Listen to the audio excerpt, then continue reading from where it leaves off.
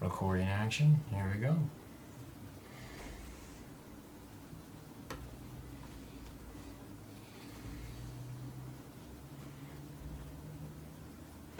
All right, Trev. Welcome to Balls and Brews. Cheers. Cheers.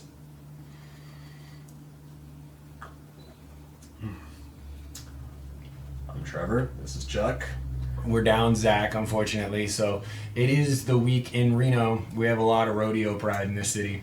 And the Downey family has been ingrained in that for some time. So he's volunteering his time to the Reno Rodeo through the weekend and the entire upcoming week, and it's a lot. So We'll see him next week. Yeah, exactly. He'll be back on for Pod 15. But as for today, it's going to be Trev and Chuck leading the show. So what we're drinking here is some Boneyards. I love that name for a brewery. Boneyard Beer. They're out of Bend, Oregon, which is also where Deschutes is from. So that city's getting some serious beer. This is called Holy Bones. Now, this is funny, Trev. We both brought beers that are at a percentage of specifically 6.66. Yeah, that was a weird happenstance. I mean, both the artwork, which you can check out on Instagram 100%. and Twitter. Please do, yeah, leave us some love. I saw it and I went with my purchase just because I've been playing Diablo 4 lately, and I was a big fan of Diablo 2. I put way too many hours into that game. It was a good game. It was a really good game. Came out back in 2000. They remastered it a couple years ago, and now we got the fourth one that just dropped. So been busy playing that. Another fandom. Right? Yeah, absolutely. But okay, so it's a black IPA, as you can see. So essentially, what that means is you take like a bock and you hop the shit out of it, or you take like some sort of a darker ale and you introduce hops into it. So you still get a good malt and some backbone of, like, you know, caramel and the deeper the roasted notes. kind of flavor. Exactly, correct. But it's definitely hop forward as well. Yeah. So I appreciate a good black IPA. it's a nice balance. Yeah, you get a little bit of both. So, I mean, Boneyard, overall, I've tried a couple from them. They have a really good orange pulp, I think, or like an orange juice style IPA that's really good too. So it's good to see, you know, the West Coast showing out on their beer selection. We do pretty damn good over here. Yes, sir. So, our question for this pod, when it comes to our beer-related stuff, is: have you ever tried to brew your own beer with the appreciation that we have of it? Oh man. Oh, man. I am sorry. Okay, the wife got me Mr. Beer kit, and I just buried it. And what we got out of it was the glasses. Yeah, I used the glasses that I had not attempted to craft my own beer. No, and then it expired. Right there for me. Yeah. Sure. I did give it a run off probably the same exact kit, right? And I don't know if I didn't like boil it properly. I don't know if I didn't let it. It was bad, you guys. It was really bad. Like, I mean, it was supposed to be just a basic, lager style beer, the easiest kind of beer you can brew over the shortest amount of time span, just to kind of. Wasn't why it's bad, even though we agree that lager is not. Correct. Yeah, it's not my. Yeah, no, it just was bad beer. Period. It could have been any sort of beer that I like to drink. It just wasn't good. So, I mean, I choked it down because I'm not gonna not drink. I was younger too, right? So why the hell not? They came in these big ass bottles, you know, and I aged it for the weeks that it was supposed to, and I was super excited to try it, and then it was just immediately just like, wow, I gotta drink 4 bottles of this shit. R.I.P. lager. All right, dude. Yeah, no, I mean, so I just let other motherfuckers who know what they're doing make my beer at this point. Yeah, I'm with you there. Cheers to all you brewers out there, because yeah, for sure, like, you guys, goddamn, that is good though, man. That is well balanced. Like, I really like the hop just hits at the end, which is nice. Yep. 6.66, you guys. We're good people, we promise. All right, so first topic we want to touch on here, we want to kind of backtrack a wee bit from our last pod, is we forgot to give a big shout out to Lionel Messi is coming stateside to come play for the Miami soccer team in the MLS. I don't even know, we didn't even look up, the team name doesn't even matter. Why is Messi coming to the United States? Trev? Why is he coming to the United States? I mean, that paycheck's obviously It's gotta be number fat. one reason I would But have he can to make believe. that money anywhere, though, right? He's one of the most sought-after players in the world. True. I mean, the only thing that I could think of is like maybe he just doesn't like all the attention and he'll get less of it in the United States. That is one. It's crazy to think about that, but that's 100% the truth. Yeah, Like, there's if you see videos posted on Twitter, like he can't go out to eat without just people just no crowding way. him. He is one of the top 3, footballers in our generation. I mean, we don't even watch, One of the best. soccer/football, but everybody knows who Lionel Messi is. Like, Yeah. So yeah, I mean, I didn't think of that angle, but it's funny to think that America would provide peace, but to that kind of celebrity, it makes sense because we are not soccer forward. We're not like when the World Cup comes around, we give a shit, sure, but like even though we have the MLS, and I know it has its fans, I don't want to say that it doesn't. I get the Seattle Sounders actually have won a couple of chips since their inception over the last decade, but. Also, just to touch on that, since we are doing soccer, I saw that U.S. beat Mexico just the other day. Wow, no, I did not see that. What up, USA? So they play Colors don't run. Canada, I think, in the Is it for like a qualifier? qualifier, I believe. Okay. Well, beating Mexico is big, dude. We don't do that. Mexico is traditionally a very, very good soccer team. Like Yeah, usually better than us. Oh yeah, for sure. We're not world worthy more often than not. To be fair, a lot of times we haven't even qualified for some of the World Cups in our generation, dude. Like, Yeah. So. Second-tier sport in this I know. country. Once again, like I respect it. It's athletic as all get out. I'm not running on a soccer pitch for like 3 hours in a row, back and forth, and oof. The dribbling, the coordination, very skillful. But like you said, it's a second-rate sport more often than not in stateside. So, get your paycheck, Messi. Welcome. Miami's gonna They gotta be get a a fucking win celebrity this down week, there, I mean. dude. Like, yeah, you're gonna be the talk of the town real quick down there. There's a lot of Cubans that probably enjoy football. Oh, yeah. So yeah, big story As down far there. as where to go, that's probably where he was going to get the most attention. Sure, I guess, yeah. No, not like you wouldn't. You just go to Colorado, dude. He's gonna go in fucking Idaho. Like, all right, so we also touched last week on Nevada not voting for the A's, and we were all for it. However, since we've last covered that, we have flip-flopped. The council has voted it into ruling that us taxpayers here in Nevada are going to go ahead and fund a substantial chunk of the new stadium. Yeah, I forget the number. It was like over 300 million though, I'm sure. So, yay. Maybe, the only positive that I could possibly take from this is now that he's in Vegas, or the A's are in Vegas, Okay. that maybe they try and change their business ways because it's been real bad there. Real bad. Real bad. Specifically We'd like bad. to have a competitive team in the state. Hopefully Vegas will make it that.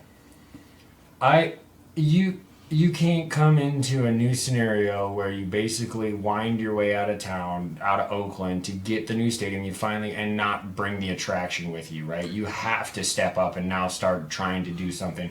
I'm sorry for the city of Oakland, man. You guys have been pillaged over the last 5 years. All of your sports teams have driven elsewhere. Vegas, the Warriors shifted over to the other side of the bay. They're technically San Francisco, but I mean, obviously they're Golden State, so Yeah. they play both sides. But yeah, they don't have in the town. There is no localized sports anymore after the A's leave, except for they do have the Oakland Roots MLS team. But I mean, once again, kind of second rate. I don't know if I buy that. I had this theory though. I was talking to a friend of mine that the city of Oakland will not stay dormant for long. There will be somebody with money from the area who will come around when expansion happens or when something, and they're going to need a new stadium for sure. But for whatever, all the stadiums in Oakland are beat, dude. That's probably one of the main reasons why everybody left. Dude, I don't know. It's not the fan base. It's not the fan bases. The A's fan base runs deep. The Raiders fan base runs even deeper. Yeah, no, it was management It in was the bad, city. boo, so bad from all ends. I don't like that billionaires are sitting there looking at millionaires saying, I'm not going to contribute this when you can. Jeff Yeah, Bezos they're could gonna build be the ones that 32 top brand it new off, fucking stadiums for the NFL in every city, not even have to own a team and still make profit. Okay? Don't tell me that money's not fucking there. Why my taxes got to go up to bring a team that I don't give a shit about? Like, that's unfortunate. Like, I think you almost kind of compare it to solar as far as like it's a investment. you're kind of early forced on. into a forced investment where Yeah. you're like, it should pay In the long dividends. run, it should bring Right, money into the state. right. But right now, we're just But giving that out up a front, whole we're just lot of taking money. it right in the just grin and bear it, everybody. Like, So- yeah, welcome to more taxes. Thank Yep. you, because that's not happening enough in here. All right, dude. So after that, okay, this is crazy, you guys. We're gonna shift gears a little bit here. We're gonna talk some college football because there's been some big news there. Texas and Oklahoma got invited and obviously accepted into the SEC. What is happening, Trev? We're moving towards what Downey wants: the biggest schools in a mega conference, a handful of mega conferences, and then everybody the fuck else. Right? Honestly, this has been ongoing, it seems like, for a while. Sure. Since the conference realignments really began and since the end of what was the Big East. I mean, it's just been so slow. I just want it to hurry up already is kind of how I feel about it. It's going that direction. Let's just do it. Just take Let's one stop off season. fooling around. Everybody sits Yeah. there and Let's they're just like, have okay. a big conference Right, and get this right. figured out. We And don't all need the this powers that be. changing a little bit here, a little bit there. Let's tweak this, tweak. Nah, we know Right. where it's going. Let's just get And there. we know the powers that be. We know the ones that should be in the certain conferences. We know the schools that are blue bloods, the ones that are Yeah. always solid programs that are going to put up numbers, money, television contracts, the whole nine. So yeah, get together and just get it done. That's Right? my thoughts. Why are we taking 2, 3, 4, 7, 8, 9, 10 years?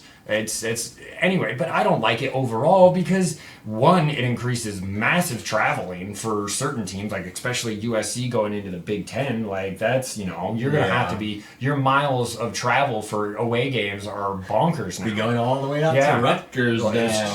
Woo! That's in New Jersey, by the way, in case you were wondering. No.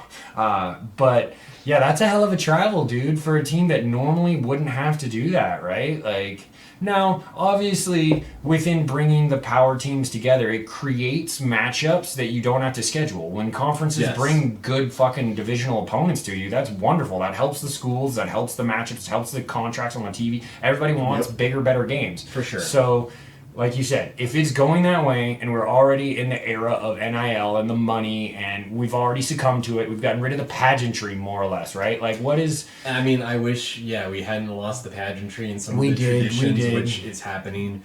But, I mean, it is becoming more of an amateur... NFL? Oh yeah, NFL. It's the pipeline. It's the NFL pipeline. Let's not these bullshit. kids are getting exposed a lot earlier to what it's going to be like in the Well, yeah, they're pros. getting paid immediately They're if, getting if, paid, if they're they're in the right traveling, program. I Yeah, mean- absolutely. So, I mean, once again, will I watch it? Of course. It's college football. Like, there's not much you could do. I don't know. You'd have to institute some really, really bad rules for me to be like, I'm not watching that. But, like, it does bum me out. I will say that. But I'm going to eat the product up because it's the only one that I get, right? Like, it is what it is. They get to control the market. There's no other way around it. It's still too good to miss. Sure, which brings us to the second point of the big news in college football is that for us nerds, as we've definitely talked about several times about our NCAA football fandom, EA is basically making a blanket offer of $500 to all athletes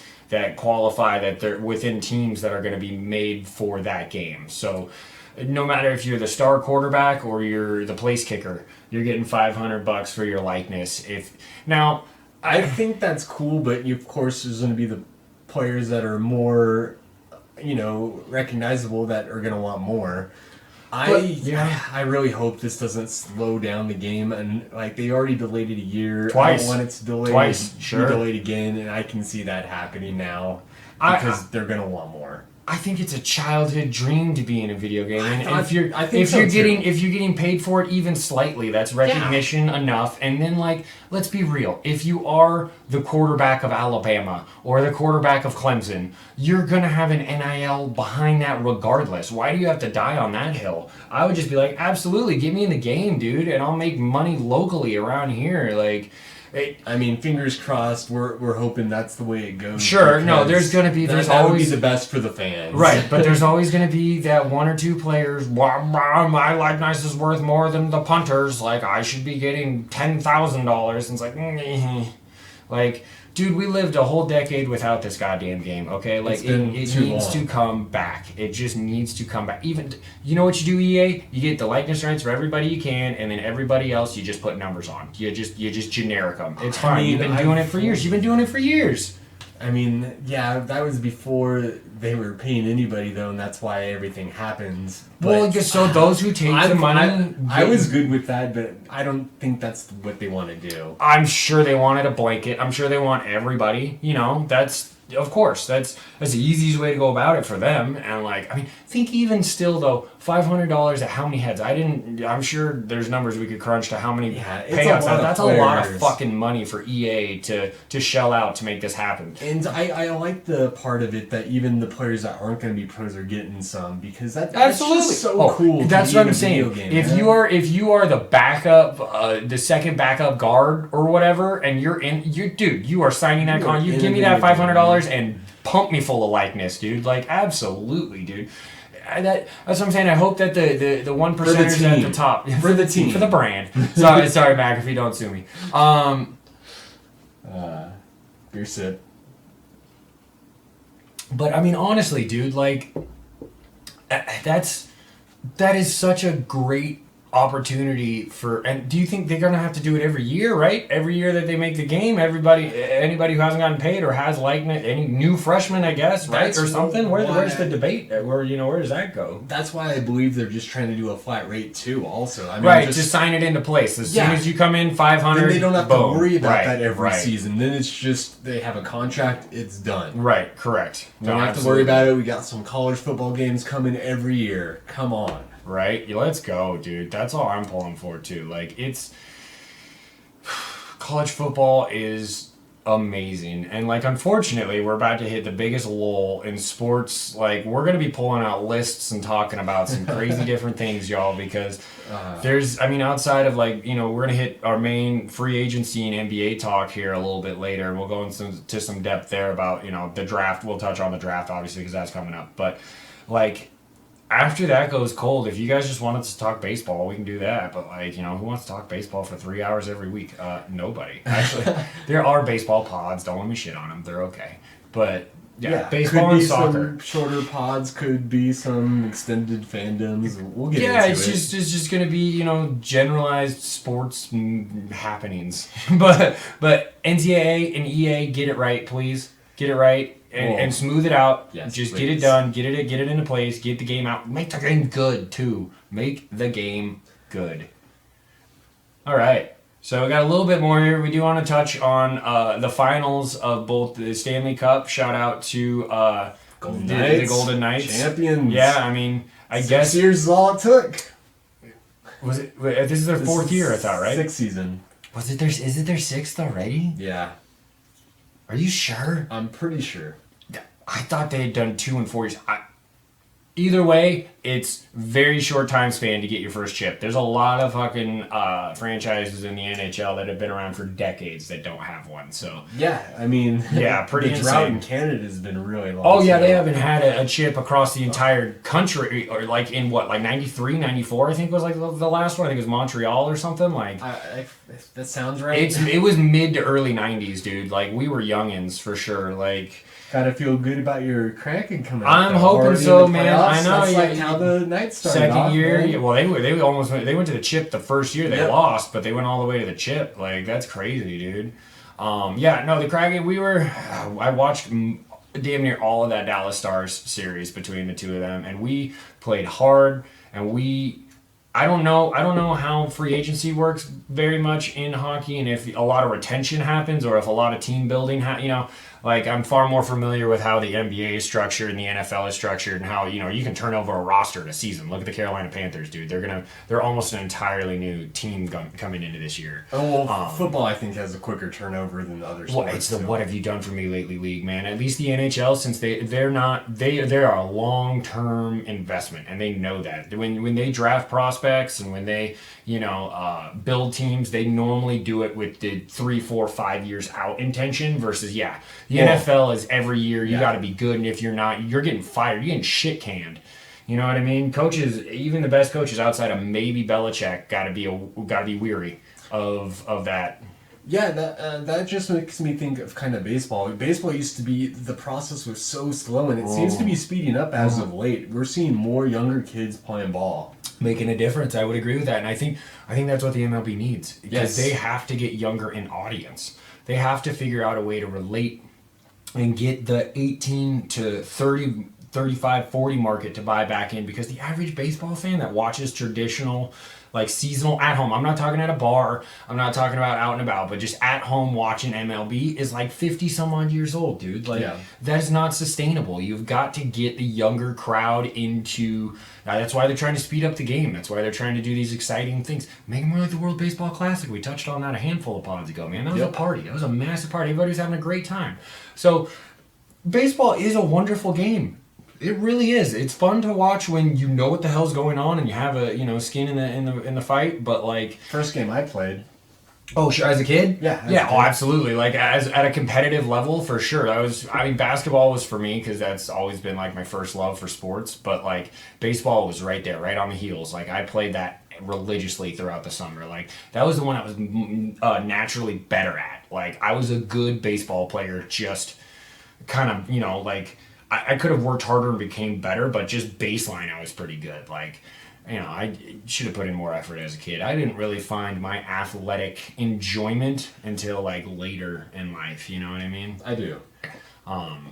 Yeah, dude. So congratulations to the Knights. The other winners was obviously, this is an even bigger congratulations, is the goddamn Denver Nuggets, dude. Ooh, I mean, come on now. First championship. Dude, and they looked good too. Yeah. They looked very good. Dominant. Like, I would say Miami, they kind of botched their own. They had a lot of open shots that they missed. Jimmy was kind of non-existent except for the last little bit of that closeout game where he finally turned it on and had like 17 points in a row. But like, still, you got to think the injury was affecting him. Oh, sure, that rolled ankle through the rest of it. It might have been a better series if Miami was more healthy, for sure. Overall, I mean, hell of a story. Great run by the Heat. Nobody saw that coming. Spo, you're a hell of a coach. Can't take that year away from you guys. But, dude, for the Nuggets, we sat here, we doubted you all postseason. Late run, postseason, with the whole thing. We were just like, we don't know, with no defense. But that length ended up, showing out. Porter Jr., he was fair, but he was good enough. Aaron Gordon, that's a name that you should be putting up there, because obviously Pat knows all about that guy. Oh yeah, the Magic, right? Yeah. So didn't unlock him down there. But I mean, when you're playing with Jokic and Murray and you get to be the 3 guy, like, come on. Down in Miami, he was supposed to be the 1, and that's just not Aaron Gordon's play style. Like, so that team was phenomenally built. A little bit more defense, Denver. I mean, obviously he won the chip, so I can't sit here and criticize you. But goddamn, watching Jokic just sidestep and let people into the lane sometimes is just so painful to watch. Like, that's where the big man should reign supreme. It should be body on body if you're going down that way. Like, you don't just like, turn your hips and let him go. Like, and a lot of the talk, I feel, has been about like trying to, because it's always about duplicating the champion. Other teams trying to copy that. Right. I don't think that's possible though, because who are you going to find a unicorn, man? Well, no, yeah. Where are you going to find a guy who's that big, that size, and reads the floor that well? I mean, he's not overly athletic, if you will, but like his knowledge of the floor is fucking impressive, and his ability to pass is from anywhere. He's got great outlet passes. He's got great down by the rim presence. He can do hard passes, slow passes. I know this sounds kind of boring. We're talking about passing, but like, that's a massive facet of his game. He facilitates everywhere. He's a point center, basically. He's a great floor general. He's basically a point center, exactly. You can run your whole offense through him. There's not many big dudes that you can run a game plan like that. Right. And with Jamal Murray, who can obviously run point or shooting guard. He was a stud in the finals too. Like,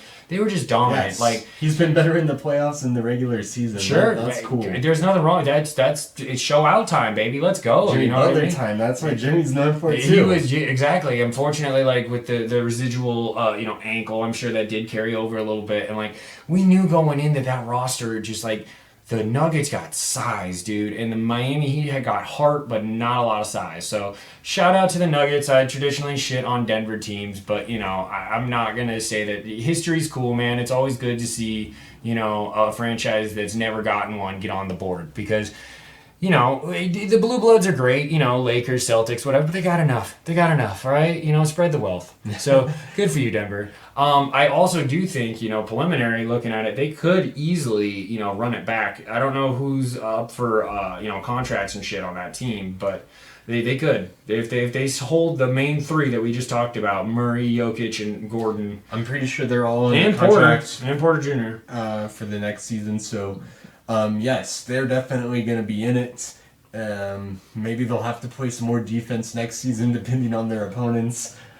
But yeah, I mean, we're going to have a lot of new NBA changes coming up with the draft and free agency, so we'll get into that later.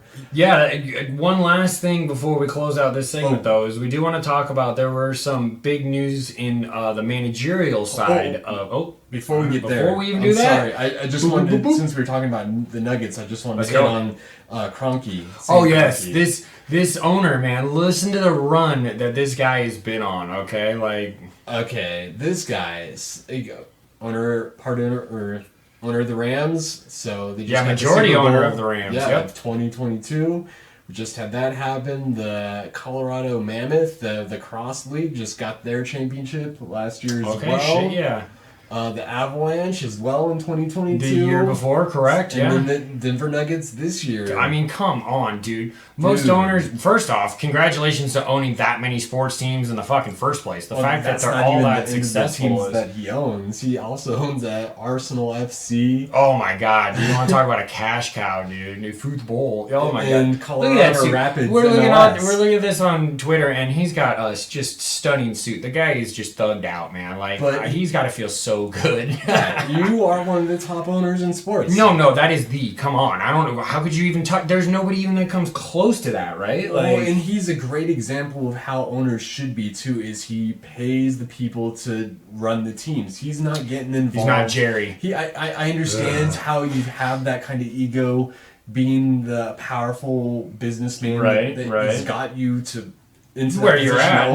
No doubt. But it's so important to get the best people for the job, especially in sports, and he's done that, and that's helped him win these championships. Guarantee you, there's going to be a lot of ownership groups paying attention to this, and once again copying, modeling after. Let's go the Kroenke formula. Whatever he's doing is clearly working. Let's try to shift our culture into some direction of that nature. So yes. Holy shit, man. Yeah, that's incredible. You're not going to hear of one human being owning 4 championship teams within, what's that, 2 years. 18-month span? Yeah, yes. Basic. That's just, oh my God, dude. Tippy top of the world right there. You don't get any better than that. Cheers to that. Yeah, cheers to that, man. For real. That's business, bro. Good job. Yes. Good business. And then, before we get into our break... MJ, baby. He's finally trying to sell his part of the the Hornets. The Hornets. Yeah, thank God, by the way. This guy is an icon in the game, one of the best 2 to ever do it. I don't know. You can get into the debate you want. Actually, tell me if you think MJ is the greatest of all time. I like that debate. It's open-ended for some people. Anyway, he's not a good owner. He was a great player. He's not been a good owner. They've been at the top of the draft. They've whiffed on their draft picks. They haven't been able to develop. Everybody that they've traded out of town has kind of been better on other teams. It's weird. You would think that what is voted in as the GOAT more often than not should be able to coach up and, I don't know. I mean, the greatest players don't always make the best coaches and evaluators. That is true. It's not universal that it's going to carry over, but wow. I honestly you shoot the ball. It just goes in the hoop if you're me, right? I think overall, a fair point that Jordan, though, that He's got enough money, so he wanted to be the face of something. Charlotte, he's from North Carolina, obviously. Like, that's where he plays college ball. Like, he wanted to do something for the city, but... I appreciate, trying to get that home team, trying to build them up. Unfortunately, I highlighted that there is no playoff wins during his tenure. None. And They don't even make the playoffs. They've made the playoffs a couple times. It's been a while. Ooh. But... Yeah, they've been eliminated first round. They're bad. They've been bad. And part of me feels like this is good for Jordan. He doesn't need that stress. But I think it's going to be better for the NBA. Well, I kind of feel like, why now? I feel like the Hornets are actually getting good right now. They just missed the playoffs last season. Maybe that's why he's like, yo... I know that I will take this fucking team, so... Just gonna... Hey, maybe I'm the bad luck. I mean, come on, Jay. You're out here not looking good, dude. Not looking good as an owner. Now, they won't bundle that in when it comes to the argument of your playerness, right? So you'll always have your on-court career, which will be, remembered. But this is going to be forgotten, dude. Stick to shoes, bro. Well, or golfing and not tipping people. But he'll still be a season ticket holder. Yeah, dude. Likely. I mean, his role will change as far as he'll just be an ambassador for more the like NBA, the Magic Johnson kind of role. Exactly. Yeah. In and out, kind of stopping in, saying some shit, doing some interviews if he wants, whatever. Yeah. But Jordan. Yeah, honestly, not a bad move selling the team. And then an internal one for you, the last one we want to touch on just real quick is Mr. Mike Dunleavy got promoted to the GM of the Warriors. Good or bad move, Trev? I think it's a good move. Okay. For anybody who doesn't know, Mike Dunleavy was a long-time NBA player himself, known for, he was kind of a 3-and-D guy is what they like to call him, where he was more around the corners of the three-point line, played some really stingy defense, but he was a Warrior for some time, wasn't he? Yes. And I remember him very much from the Cavaliers, but I do think he was a Warrior for a good amount of time, too.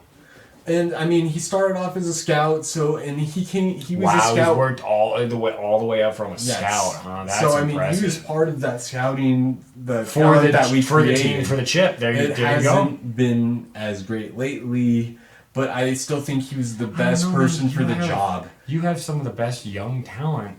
It's weird, just the way that you decided to play them in the playoffs didn't make a lot of sense. Well, I mean. We traded away Wiseman. Right. We're not sure about Kuminga. Why wouldn't you be sure about Kuminga? I like him, but I think I don't know what there's something there that's just not meshing. It's true. He did not play a lot of playoff minutes, which I thought was very odd, because towards the end of the season, as we were watching the playoff run, he was there, and there were a couple of monster games for him. That DiVincenzo kid, he's a nice piece, though. Yeah, so we either have to re-sign him because we just brought him in for the one season. Oh, that's it? I thought you drafted him. No. And Kuminga and Moody are talked about as possible trade pieces. I hope I could see that, don't trade Kuminga, but the capital's got to be there, right? There's got to be something that really moves are coming with them paying over the cap. Right, so we're going to be talking about, we're going to go into a clear breakdown of draft a little bit, because to be fair, the NBA draft it's kind of lackluster these days, you know what I mean? It's cool that they have different ways of going about it with the G League, and there's a lot of European players and everything, but, it's not the spectacle it once was, I don't think, and, I think they're really getting sick of the lottery. Anyways, we'll touch on all that shortly. Yeah, before we get to all that in the next segment, just to finish off, Dunleavy, I think, was the best hire for the Warriors, because I think he'll be the guy that can make the decisions that a guy coming in, I don't know, would be able to make. Okay. As far as, I think if we brought in somebody from the outside, Kerr would have more influence over the direction. Gotcha. Where I think Dunleavy can actually challenge. He knows the team in and out, so his opinion is instantly respected. There's a lot of big moves that should be coming for the team, so I like having him being able to challenge Kerr, even though Kerr's great, but definitely one of the top coaches. He's got a Hall of Fame coaching career already. It's already locked in. I think it's good to have a guy that can stand up to him and prevent. You're right, because you don't want a group full of yes men. You gotta have the ones who are willing to sit at the table and make the hard decisions of I feel this way, you feel that way, but we gotta find a way to make it work. Versus it's the whole the way I like to say it is, I guess before we sign off here, I want to say you can't just do a pile of peanut butter, right? It's called a peanut butter and jelly. You gotta have the the yin to the yang to make the sandwich better. You can't. I mean, I love peanut butter. I'll eat it just with a spoon, but I'm just saying, like, the concept is that it's not complete until you have the opposite layer there to really challenge that. Because yeah, you've seen it when guys get too much control, or like they go down the route of homerism for GMs or anything like that, and it doesn't always end well. They don't want to give them too much. So you're saying good. We got the Warrior fans saying this is a good move. We'll see how it all plays out. This offseason is going to be very telling for the Warriors. So Yes. we're going to refill these beers. We got another IPA that we're going to come back with. And then we're going to touch on the big free agency news that's going on in the NBA. This is kind of the greatest time in the NBA outside of the finals that we just had. So go ahead, stay tuned for that. And we'll be back. Welcome back to Balls and Brews, everybody. Cheers. Cheers, Trev.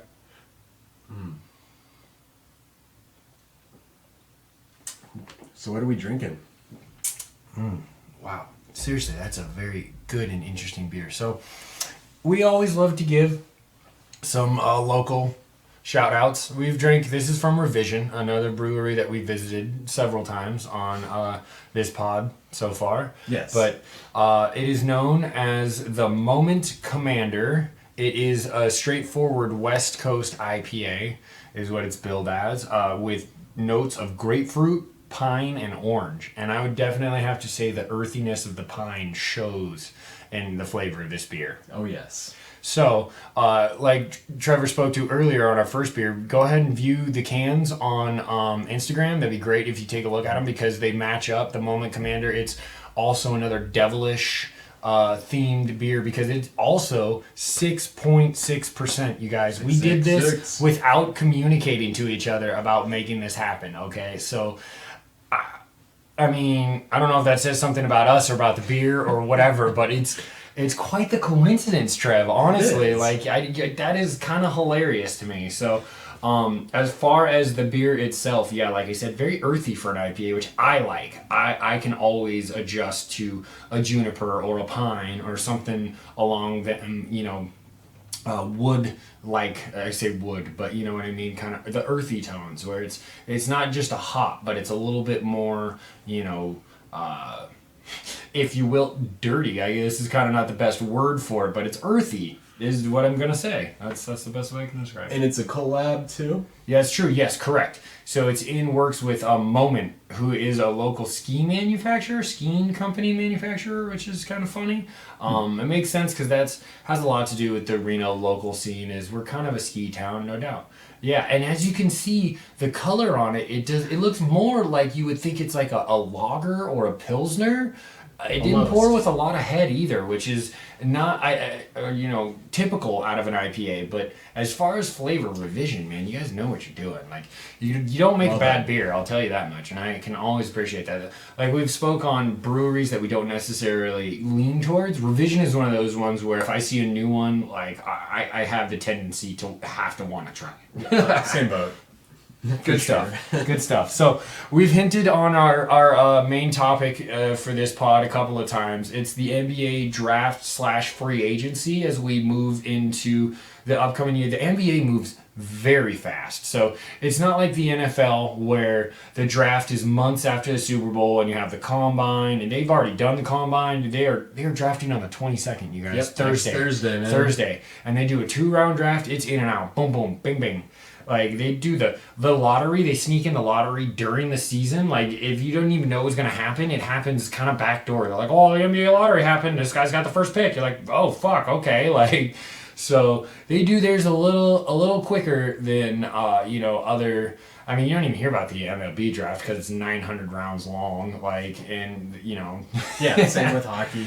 Yeah, when you're drafting for 2, 3, 4 different teams... No, I don't know. I hear more about the WNBA draft than anything about soccer when it comes to... I don't think there is a draft. I don't think that's how soccer works. I think there's so many teams across so many,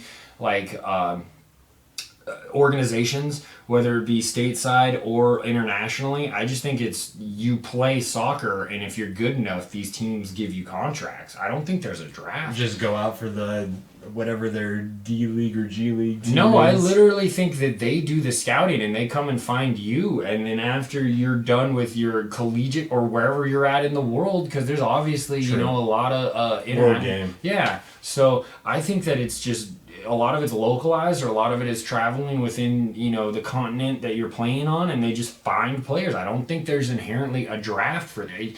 There's too many teams. Yeah. There's too many organizations. There's too many leagues. Like, shit, we should get into soccer, man, because there's so much fucking depth there. Like, it's there's so much going on. It's the world's game. Anyway, I mean, if I don't have another job outside of this, then yeah. Yeah, sure, maybe that's what we'll do. Yeah, if you guys can sponsor us, start throwing us some shares, likes, subscribes, and get us out there, and we could get, some money coming into the channel, dude, then we'll talk whatever you guys want, okay? Yeah. So we'll bring the soccer to the people if that's what you guys want. But for now, we're going to come back to our little basketball conversation, because that's our comfort zone. That's what we know. That's what we love. I've been an NBA fan since I was this big. I mean, I have a Sonics tattoo on the back of my calf. Like, it's ingrained in me, and it breaks my heart just a little bit that I don't have a specific team. But talking about the NBA as far as the talent and as far as the game itself, it's never been more relevant. The NBA right now is extremely relevant, and I love that. Like, oh yeah, no, for me, like, started off baseball and football, and basketball. The Warriors really broke it. Yeah, The Warriors really broke it open for you over the last little bit, for sure. Well, I mean, the Giants have had the runs, but definitely, like, I just prefer the sport, I think, at the way it is now. Electric, baby. It's just go. It's just showing. Let's go. Like, baseball, you have to know the game to enjoy it. Basketball, you liking just be the like, changes, oh, wow, though, so wow. Yes, once again, we did comment on that. We do like the direction that it's going. But, like, overall, the NBA, or basketball in general, is such a high pace. Anything high pace is naturally going to pull the human brain a little bit easier, right? Where you don't have to study. Oh, yeah. You just see it. You're like, wow, that was crazy. I don't know what just happened, but I liked it. That's what I do with hockey for, years. Like, it took me a long time to figure out the rules, because I never played the game as a kid, so I never knew what any of the lines were, or why some of that shit, But when you watch it, you're like, ooh, fuck, come on, yeah, like, it's just, it's like, it's so, the NBA, it's just, like I said, basketball is my first love from just a childhood standpoint. I was brought into, my dad was a huge NBA fan. We watch a lot of basketball together to this day, just because he's one of the only ones that, like, will truly sit there and watch a game with me. Like, obviously we can do that as well, because we, but, like, not a lot of people can sit there and watch basketball intently, understanding, enjoying, like, yes, there are basketball fans, but it's not, I don't know, I would say that it's exploding, though, which is great. And the younger crowd, I was speaking on this earlier to MLB, that's where the NBA makes their fucking bread and butter, is the kids are all over it. And we're going to touch on John Morant and his bullshit later, and how you shouldn't be. But yeah, let's get back to the draft.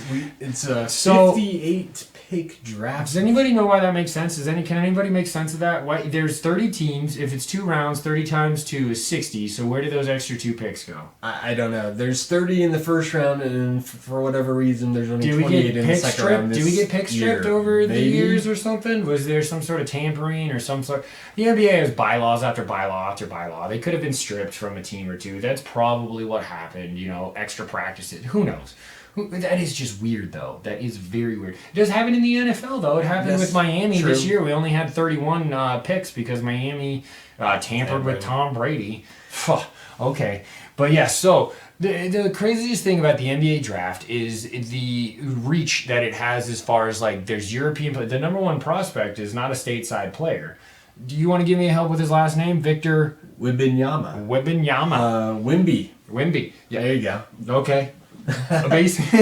Basically, a taller, not as perfected version, but he's very much being considered to Kevin Durant, is kind of his closest NBA comparison coming in. That's high fucking praise. Durant is a top 5 scorer of all time. Like, the guy can create off the ball, on the ball. Like, so if this kid's supposed to come in and just be everything, he's like what they thought Porzingis could be a couple of years ago when they drafted him for New York. That's what Wembanyama is supposed to be billed as, correct? Yes, I mean, NBA is more of a projection draft than I think the other sports. Oh, yeah. Okay, the future investment, right? Right, and I mean, there's been a lot of other players, I guess, similar in ways to him, but he's definitely the top of the crop this year. Oh yeah, it's clear cut. It's not like there's a debate. No, he is the one. The Spurs are going to take him. There's already been communication. It's already decided. Yeah, Tim Duncan's already reached out. Tampering. Okay, yeah. If anything, that's what's been happening. Yeah. Are you trying to tell me that like they know? They know, and that's fine, I guess, right? Like, but it does take away from the illusion. The best part of the NFL draft going into this, or most years is like, unless there's that Andrew Luck, that number one that everybody's either trying to trade for or they know for a fact it's a number. That elusiveness can be awesome. It can lead to so many different directions and who gets drafted and who goes. With the NBA, it's kind of by the numbers in the draft, I would say. And that's also another reason why I think that it's not as exciting as some other, just the NFL draft. Well, I also think the college game kind of diminishes it as well. Well, because they do the one and done, and you don't really get to see these kids for a substantial amount of time sometimes. That's why the European players are making such a splash, is they're getting they're getting notoriety years before they go to the NBA. They've been pros, basically. When you're out in Europe, or Australia is another big one, New Zealand, that whole area does professional basketball, Asia even. But you're considered a pro very young. Very young. Luka was a professional at 16 in Europe, wasn't he? Yeah, I was even going to say some of the best players are international. Sure. We just named Luka. Of course, we got Luka Doncic. Yeah. The Joker, as well as Nikola Jokic. He just Giannis Antetokounmpo. So, damn. I mean, that's... They're showing out for sure. Players coming... It's funny, because from all around, right? And it's one of those things where like that's so good for the game. Like, yes, in the professional sense, college has got to figure it out. Like, don't get me wrong, March Madness is great. We had, that's basically what opened our pod was March Madness. That was, we built our backbone on that. That is the best tournament known to man. I don't care what else you want to put up against it. It is phenomenal. But as far as like, you don't relate to teams in college basketball, you better have an institution that you love, because there's never players there long enough to really be like, wow, we're building a team, we gotta, because if you're a Duke or a North Carolina or a Kentucky or in different ways like a UCLA or Arizona with all these one and dones, like, you don't build a team. You get the best high school prospect you can for that year. You make him the number one because he's going pro. You ride him as far as you can. He gets drafted, and your team has to figure it out for the following year. Like, I mean, I sort of understand it though, just in the sense that in basketball, sometimes there are those players, those Kobe's, those LeBrons that it's just they don't need that. We don't need to see college. We know they're going to be a good basketball player. Right. Where, in football, it takes a little bit more development. But you have to grow into it, man. Yes. There are grown men in the NFL. But that makes the college football game so much better. Yeah, agreed, because you have to do the 3 years, for sure, at least. And even still, like, some motherfuckers come out and they're not ready. They even know that. They're like, these are project players. So the NFL does that as well, but you better be at a very important position. You're not drafting a fullback with, 3 to 4 year advantages. It's quarterback, edge rusher, maybe a cornerback, something like that, high valued positions. But in the NBA, they also have the G League, which they pull from. I love this, by the way. I think we've touched on this a little bit, but one of the avenues that the NBA has created is you don't have to go to college. You can go into the G League now. Now, you're not eligible to be called up to a roster for, is it 2 years? Is it 1 or 2 years? I'd have to double check. But either way, there's an avenue that you can basically go semi-pro with the idea that after you've fulfilled the contract with the G League, you can get, drafted into any NBA team. It's not even just the one that you play for. Yeah, I really like that, and I think it's comparable to the international players. You're playing with players older than you that have been trying to make it, and I think the competition is better than college. Exactly. Mm-hmm. I would agree with that. For basketball, for sure. And, I mean, that kind of leads me into Scoot Henderson. Oh yeah, he's considered the best prospect in the G League right now. Yeah, they talk about him as he would be the number one pick if it wasn't for Wimby. That kid is just a genetic, like, if you can, he's got to put on size. Scoot's kind of the other kind. He's the opposite. It's David and Goliath here. Nice. Scoot's only like 6'2". Okay. And he's just jittery. Is he the Derrick Rose kind of? Yeah, Derrick Rose jaw. He's the little guy that's just gonna bounce. He's just gonna get it. Sure. No, and he's got it. So then it's a matter of falling into the right system and the right team for him. Like if he gets put into a team that doesn't know how to use him or tries to use him improperly, I could definitely slow his development. Because exactly. Because Victor's gonna come in and he creates. He is one of one. He's gonna do whatever he needs to do. Now, granted, we know it's going to the Spurs unless for some reason somebody swings an insane trade to move up in. Don't see it happening. You think he's too good of a talent? You know that there's no way that could package anything good enough to snag that prospect. Duncan already reaching out to as him, your mentor? and Come on. Popovich having the success. Mr. Fundamentalist. I think it's already written in stone. Like it would have to be such a ridiculous offer. Right. No, I mean you'd have to be trading like your best. It'd have to be like a Giannis kind of trade that's not gonna happen. Right. I think the only team that has like a capital enough to even really pull that off potentially, I hate to bring this team up, god damn it, but the Oklahoma City Thunder they have made, well, if you've watched what they've done, they tore it down in the fact of they knew that they were aging, so they got the most assets they could for guys like Westbrook and obviously Durant, and there's still picks from the Durant trade that are still, they trade. The NBA is bonkers when it comes to first round. You can trade like 5-6 years out. They have, it's something like 8 to 10 picks. In the next ridiculous. 2 to 3 like first rounds, they are going to run the NBA if they pick correctly. And still, like, I don't see the Spurs wanting to move off that. Like, he's going to be somebody just comes an at instant you with success. 4 or 5 first round picks. Like, no, just the sales alone, the jersey sales alone. Like, you're thinking it from also a dollar standpoint. You're not just saying it's a good business move to just draft him instead of and acquiring all this young talent. It also plays into one of those scenarios where like nobody's gonna blame the GM if he busts. There's no way. Right, and that's the only concern I would have because a lot of big talented big men injury is an issue. Well, and he's kind of skinny. He's like he's 9 feet tall, but he's only like 200 pounds. Got to condition right. And hopefully in San Antonio they you got to get some get him on the right track. Yeah, you got to get more towards a David Robinson style physique, bro. You got to thicken out a little bit. Like, no, I'm also talking about a fucking Navy admiral. He was literally, his nickname was the General. Like, the man was a completely different beast, but.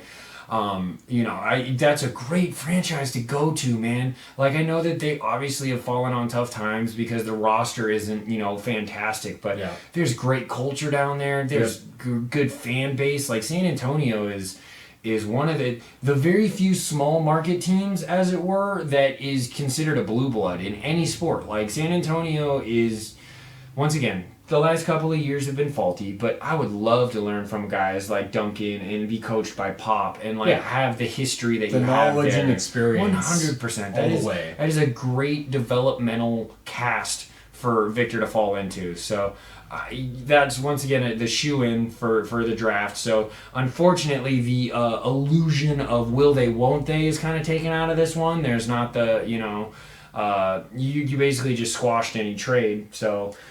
I just feel it's highly unlikely, and I think the top 3 players are the most to get excited about. I mean, we haven't touched on Brandon Miller yet, but so the best college prospect from the States. Sure, and the only thing that's holding him back, if you will, is he had some legal issues, remember, with the whole gun situation, and obviously that's a hot button issue with the NBA. Once again, we'll get into Ja. We will. That was an old fandom, though, too, for the Brandon Miller, I believe. No, it was a common sense. We touched on it, absolutely. Like, that, come on, bro. Like, but if you can find a way around that legally, as far as the player himself, he's for sure number 2.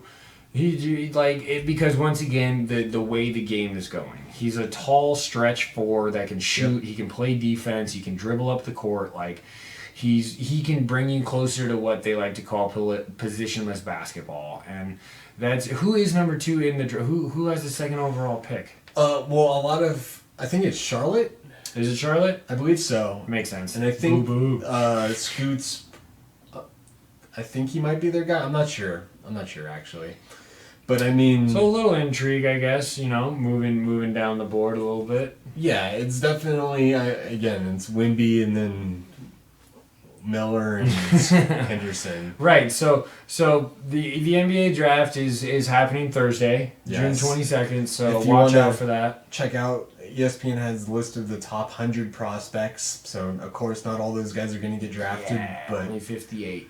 A little bit more than half of them will. Yeah, who knows if some of those guys probably get signed after the draft. Oh yeah, there's the undrafted free agents. There's the G League rush, right? As well, they fill out the rosters down there too. So there's a lot of not a lot of availability, especially in comparison to some other leagues. But like, there's chances to make rosters. You hear about guys coming in, back end guys that start making noise later in their career. Yeah, you have up the list, the fourth and fifth prospect, or basically, we believe it's the basketball tournament, TBT, the overtime elite, which that tournament, by the way, is fantastic. I like the way that they set it up with the what's the way that they end it? It's called Elam ending. The Elam ending, I think, is what it's called. What it's called? Yeah. And so basically, what they do, instead of a time, they set an overall score. So if you're obviously in the lead, you're closer to finishing with that score, so you have the advantage. But it's great because it's not like, oh fuck, if you're the other team. You basically just got to stretch the game out, not have them score, and try to come back. It provides another angle of a comeback, right? Which is kind of cool. You're never going to see that in the NBA. It's time to that will never change. But the Elam ending's pretty neat. It's something different that they do. But I also think that it's cool that they're once again paying attention to prospects outside of just the traditional avenues. Like, there's talent elsewhere. So yeah, prospects 4 and 5, Amen Thompson and Asur Thompson, I think they're brothers actually, are both from the overtime elite, and they're looking at being drafted rather high themselves. So we do have Cam Whitmore out of Villanova. I've never heard of this guy. Jarace Walker out of Houston. Makes sense though. Houston had a hell of a year last year as a team, so it makes sense that they have the top prospect. And then Anthony Black, Taylor Hendrickson, and Grady Dick round out the top 10 prospects. As far as ESPN so has. yeah, I mean, and obviously, everyone will have their own grades. Always. So you're looking at one international player, couple of other avenues through the basketball tournament, and then you're looking at 1, 2, 3, 4, 5. So actually, most of the top prospects are college athletes, to be fair. I mean, as it should be. Right. I mean, yeah, that's the traditional pipeline, if you will. That's where the most eyes get put on you, is definitely through college. But NBA, once again, capturing the young fan. I think that, there's a lot of, since the players are mostly younger and, they got a good thing going. But as far as like some of the old heads, let's talk about the actual free agency market. This is opening up vastly, I would say. There are player options that people aren't signing into, creating free agents. Then there's cap saving moves that some of the Chris Paul was cut because of his contract was ridiculous, by the way. All right, well, let's start there. Okay. I mean, okay. That's going to be a trade, or he's been cut. No, he was a roster cut. He is a free agent. So he's a free agent. Yes, CP3 is going to be shopping around here in a few days. We touched on that last pod of possible landing spots where we think he might end up. Yeah, we absolutely did. Anything changed for you on him?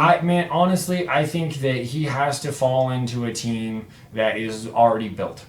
He should stay in Phoenix. If money was the issue, he should just re-sign with Phoenix for less money. Where else is he going to go that has a better roster that needs him? Well, I don't think that's his decision. I think Phoenix... You don't think so? No, I don't. I think Phoenix is letting him in probably 8, and they're trying to move them off the books to bring in Ayton depth should. for Booker and KG, because that's what that team's missing.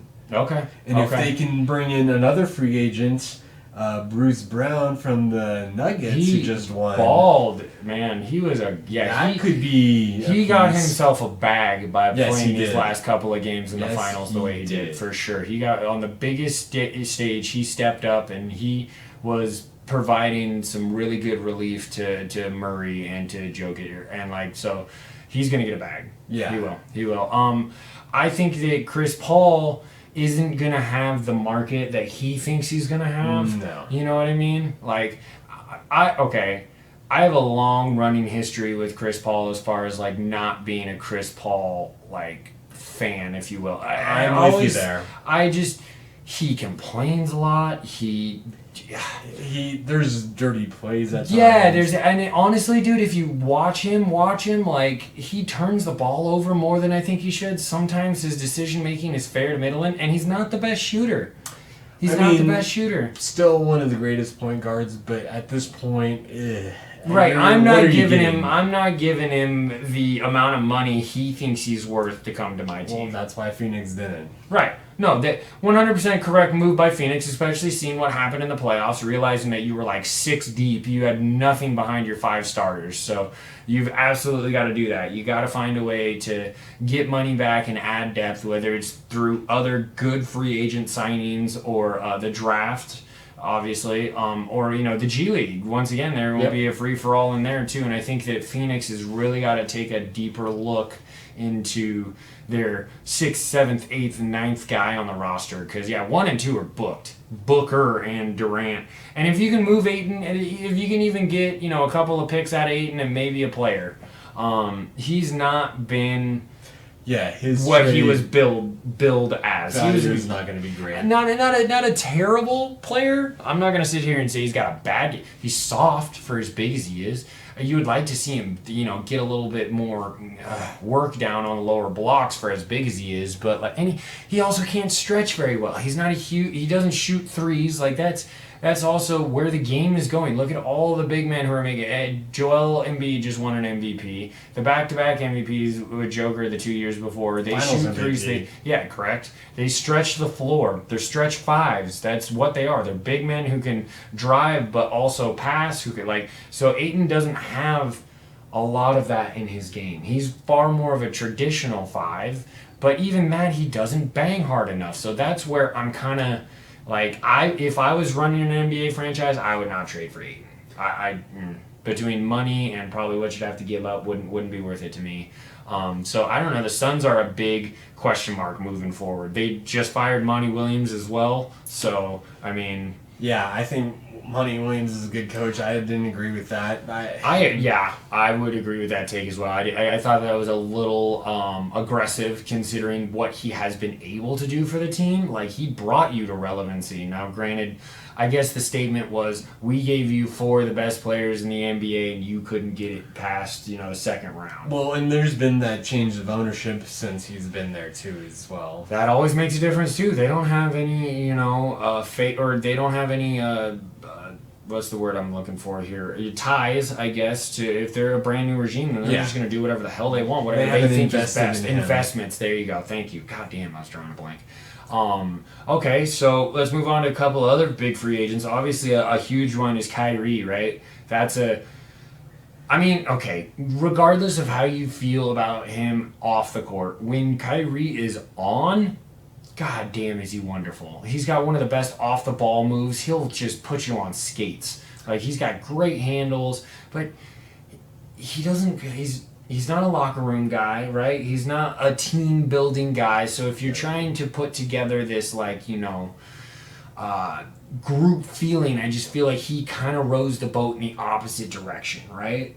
He's a hell of a player, but I don't know if he fits locker rooms very well. That seems to be the problem with Kyrie. I'm with you there. What do you think he's thinking? I think he's right. Yeah, I think he's gonna backtrack. I think LA is just too much right there with LeBron whispering at him.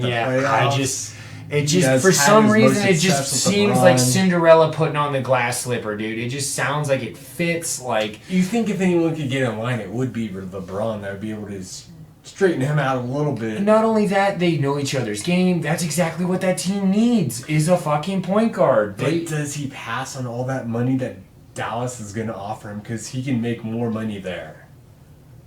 Does Dallas give him a better... Well, it depends on... Does he want money? Does he want chips? Yes. I would... That's getting in Kyrie's head, which is a mess, I'm sure. Does the city itself make a difference? Would you rather be in LA than Dallas? I don't necessarily know. Like, that's another thing with Kyrie is you don't know his motivation. You have no idea what he's looking to obtain. So it is the most interesting because he is an unrestricted. He can sign. He can do whatever. Tomorrow he could sign. You don't know. Well, actually that's not true because the free agency period hasn't opened. But I think that happens on the 20th, or is it the 30th, right? I want to say it's the 30th, June 30th. Soon after the draft. I want to say it's June 30th is the number that, or is the name, or is the date that sticks out to me. So yeah, he will be sought after. He gets to choose, I suppose, but I think LA. I think it's one of those two destinations. If I were to put money on where I think Kyrie is going, I would bet my chips on LA, just because of the way that roster is built, what they need, what they've been building. It's LA. He's going to go back with LeBron, where they've kind of patched their relationship. I think they need each other at this stage of both of their careers. Like, LeBron is still great, but he's holding on to play with Bronny. I don't understand that whole angle. I guess great, you want to play with your boy, that's fine, whatever. But like, LeBron is not the greatest right now. He's not the number one player in the world anymore. He admitted that too. He knows he's still a stud. He can still take over a game or two, but he's not the, what was that, 08 LeBron when he in Miami, where he was just another beast. Like, it's not to say that he hasn't had those years. The man's almost 40. You guys, he's been an NBA athlete more than half of his life. And all the Olympics, the miles on that dude's bones and joints and knees. Oh, God, dude, jumping, all this. He puts well over $1.5 million in just therapeutic recovery into his body every year so that he can maintain the level of competitiveness that he does. Like, we have to respect, in a way, what LeBron has been able to do, but at the same time, I appreciate his humbleness and knowing that, hey, man, I'm not what I once was. Like, I'm still great, but I'm not, the overtaking guy that I once was. That crown has been passed. Yes, and who do we put it on? I mean, it's between Joker and Giannis, I feel. Okay. I mean, I don't know if I can...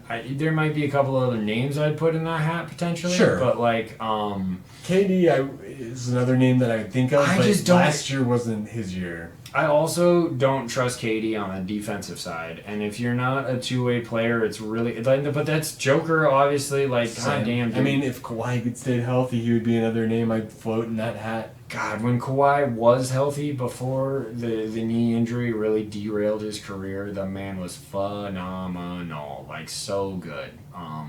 But yeah, I would say Giannis, just because... Man, he can do it all. He's getting better at shooting. The man knew where his weaknesses were, and he's been working on them. I know he takes 12 seconds out of the free throw line per free throw, but he's upped his accuracy there. Like, he's learned to shoot. He's listened to where his faults are, and he's grown. Embiid is another one. God, you gotta throw him in there. That guy is, when he is on, he is phenomenal. Like, big man. It's stretch 4, stretch 5s. That's the league right now. Like, don't get me wrong. There's the Currys, there's the Dames, there's the CP3s and the James Hardens and the Kyries, and there are guards. There are very relevant guards, but if you look at the cream of the crop, the MVP voting has been leaning power forwards and centers now for the last 3 to 5 years. Yeah. So, I mean, like... This free agency, it's all about team building. If you don't have the superstar, you got to try to find one, right? Like, that's how it's always been. And let's touch on a couple of other top free agents. Of course, James Harden. The beard. I mean, did he fully opt out of Philly? He's on the market on the 30th? He hasn't. I don't believe he's done that yet. I think it's kind of expected. I think they would be better without him, honestly. Really? Well, Okay. I mean, we as a pod, and I can speak for Zach on this one. I know this for a fact. We have never really been James Harden champions. We've always kind of been like about his game, and he's kind of selfish. And, yeah, no, you know. So I'm not saying that your take is wrong. I don't enjoy Harden's game. It's At a lot all. of dribbling, At all. and it's a lot of trying to draw a foul. That's his game. Right, and that he specifically spurred the changing of the rules with the flops and the fucking And the leaning kickouts. in, and exactly, yeah. Because Harden was going to the line like 17 times a game that year that he averaged a triple-double and won the MVP. Oh, no, that was actually Westbrook. But another guy, is Westbrook is still in LA, speaking of which? Is he for sure a Clipper? Okay. Unless they want to trade him, I don't believe he's a free agent. Okay. Because LA did pay him originally, right? They gave him a couple of year contracts, so it makes sense that. Okay. I mean,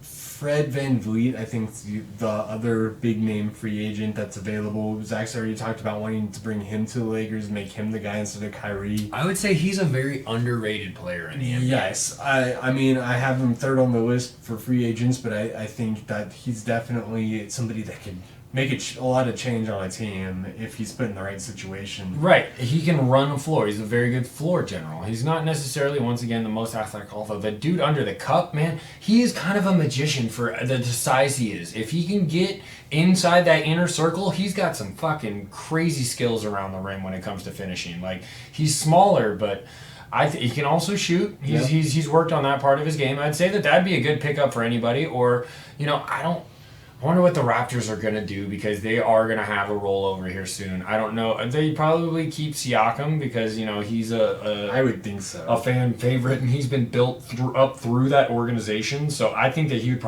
probably take a team-friendly deal to stay there. So, but Van Fleet, I think it's time to go chase the bag. You got the ring in Toronto. Like, you've been loyal. I mean, I don't know, though. He could just want to stay there. So, but he could be a good addition to a point guard hungry team for sure.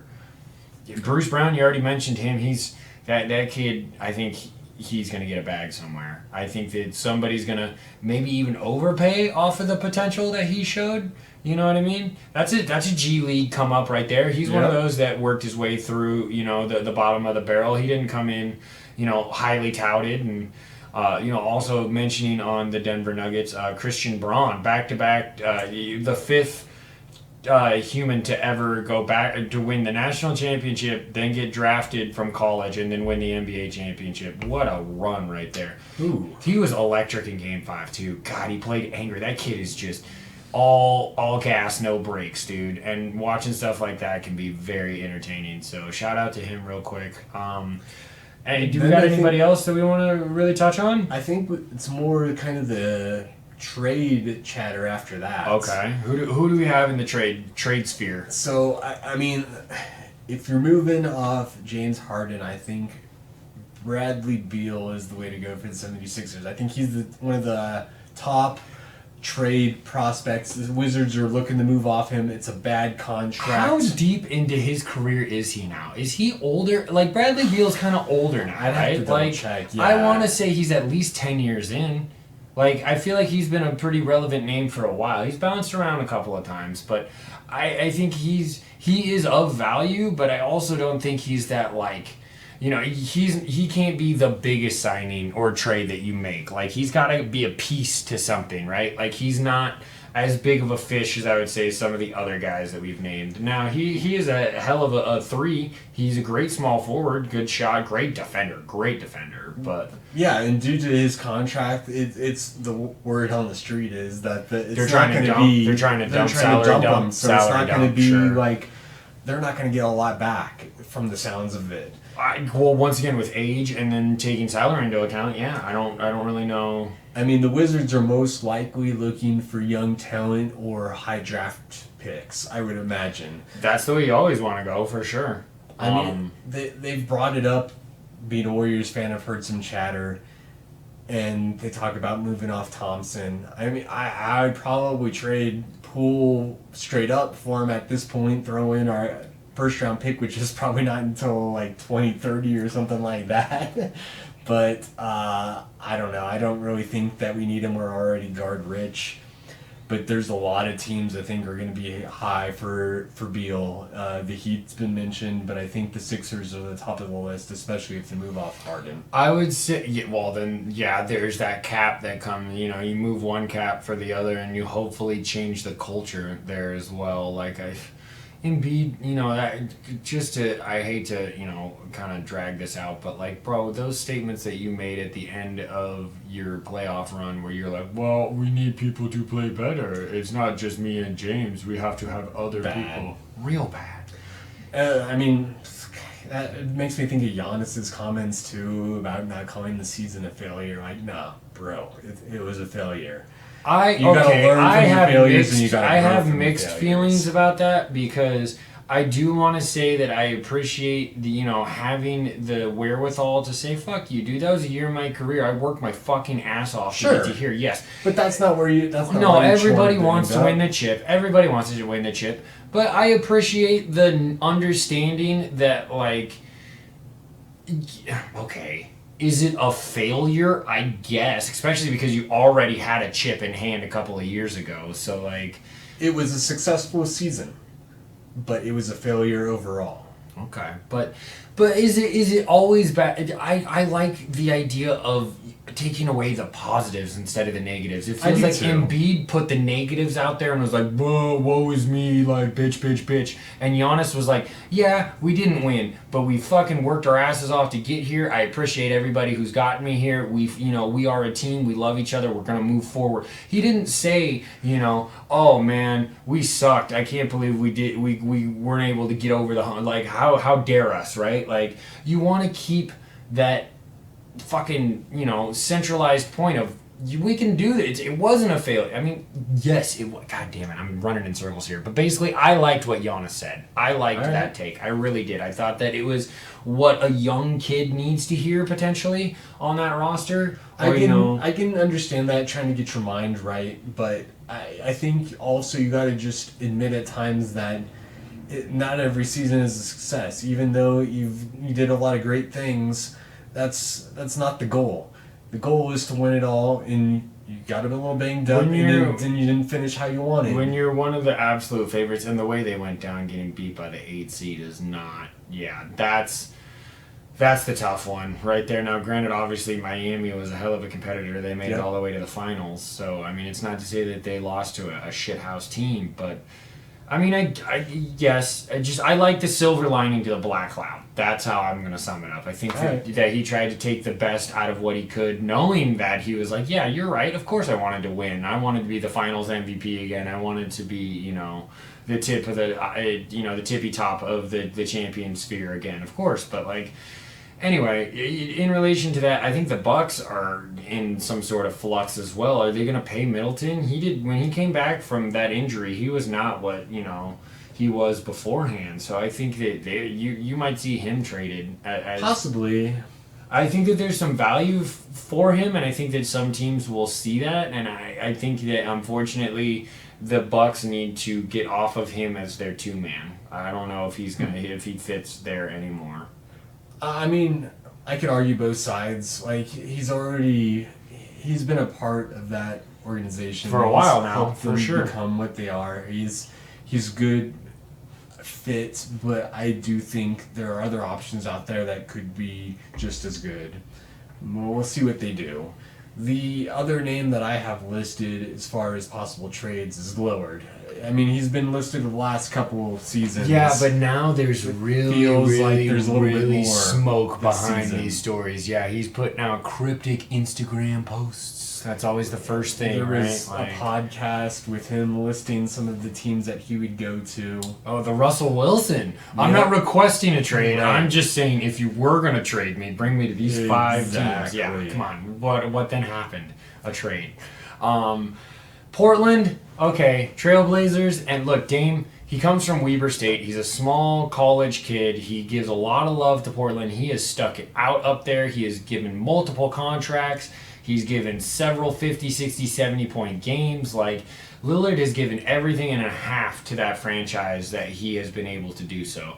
They tried with the McCollum. They put together a couple of decent rosters, but it just so happened it was in the middle of the Warriors run, and they just didn't even come close. Like, sometimes that's going to happen. You're going to have a good team, but you're going to run into a great team. Ask Charles Barkley. Yeah, right? Yeah, phenomenal player, but couldn't get past Jordan. That era was so dominant by, certain other teams and other players. Like, that the Warriors run, there was just no doubt about it, right? Like, you weren't even considering who's coming out of the West. You fucking knew it. It was with, like, LeBron. He made the finals 10 years in a row in the East. You just knew whatever team he was on, he was making the finals for that run. So sometimes, even though you can put together a great team and you can have a great athlete and a top 75 overall NBA player in Dame Lillard, he needs to get traded. You need to get assets out of him. You need to move the money. You need to get younger. Portland needs to start over again. Portland's at that position. They need to rebuild. Big time. It's the most logical thing going forward for them would be to move off Dame. And Dame's been great for them, and I love, him staying true. The loyalty, right, absolutely.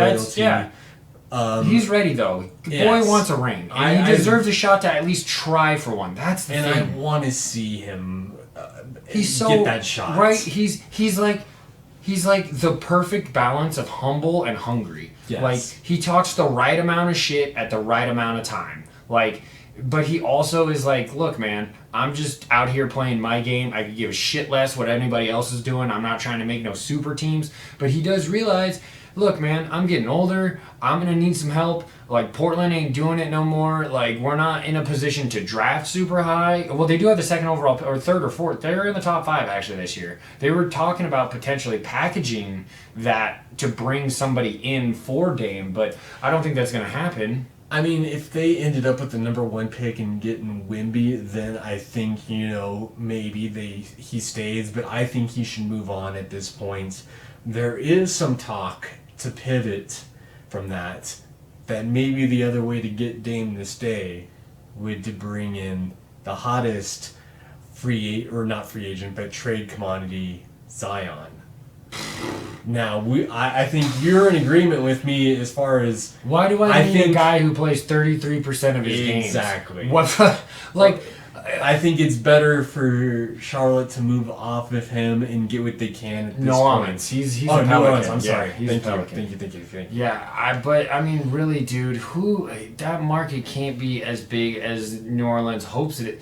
Okay, on court, 27 points a game, great rebounder, good defensive. He has played like 37% of his eligible games, dude. What is the fucking statement on this podcast? What is our credence? It is availability. Your best ability is availability. You got to start by getting on the floor. You got to be healthy. And once again, we've touched on it, and I don't want to, go down the path of mental health and everything, but we sat here and we knew, more or less, Zion is physically ready to go out there. He's dunking in pregame. He's doing windmills, he's doing 360s, he's getting up, he's landing, he's doing everything that you want to see the athlete do. But he's not well enough to go out there and get it done. And playoff push. We're talking your team was in the playoffs. It's not like you were fucking bumming at home. Like, that is the point of the season where you do that. You gather everything you got and you go forward. And I don't know, that paints a bad picture to me.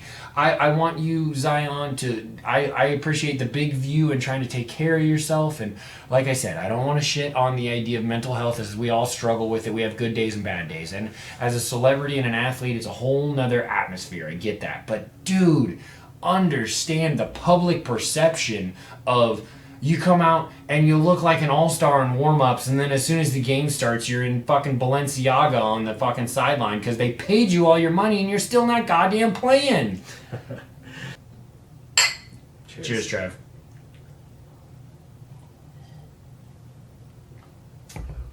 So to finish the Zion conversation, as I got a little off script, he will be traded. They are I ready think so to move. too. They are ready to move on him. They gave him the bag, hoping, and he came out of the gate so hot last year, right? But goddamn, dude, can't get on the court. So they will move him because some other team will also say, okay, maybe he needs a fresh start. He's got talent. Talent provides an insanely long leash in the NBA, the MLB, NFL. I guess I would say anywhere around the world. You know, if you are The top considered picks get second chances all more the than time, any other. all the time, just off of name recognition, branding, the whole nine. It's all taken into consideration. And I'm completely with you. I think New Orleans should move on from him, and I think there will be a team that will offer something. There's already been reports of numerous teams, Houston being one of them.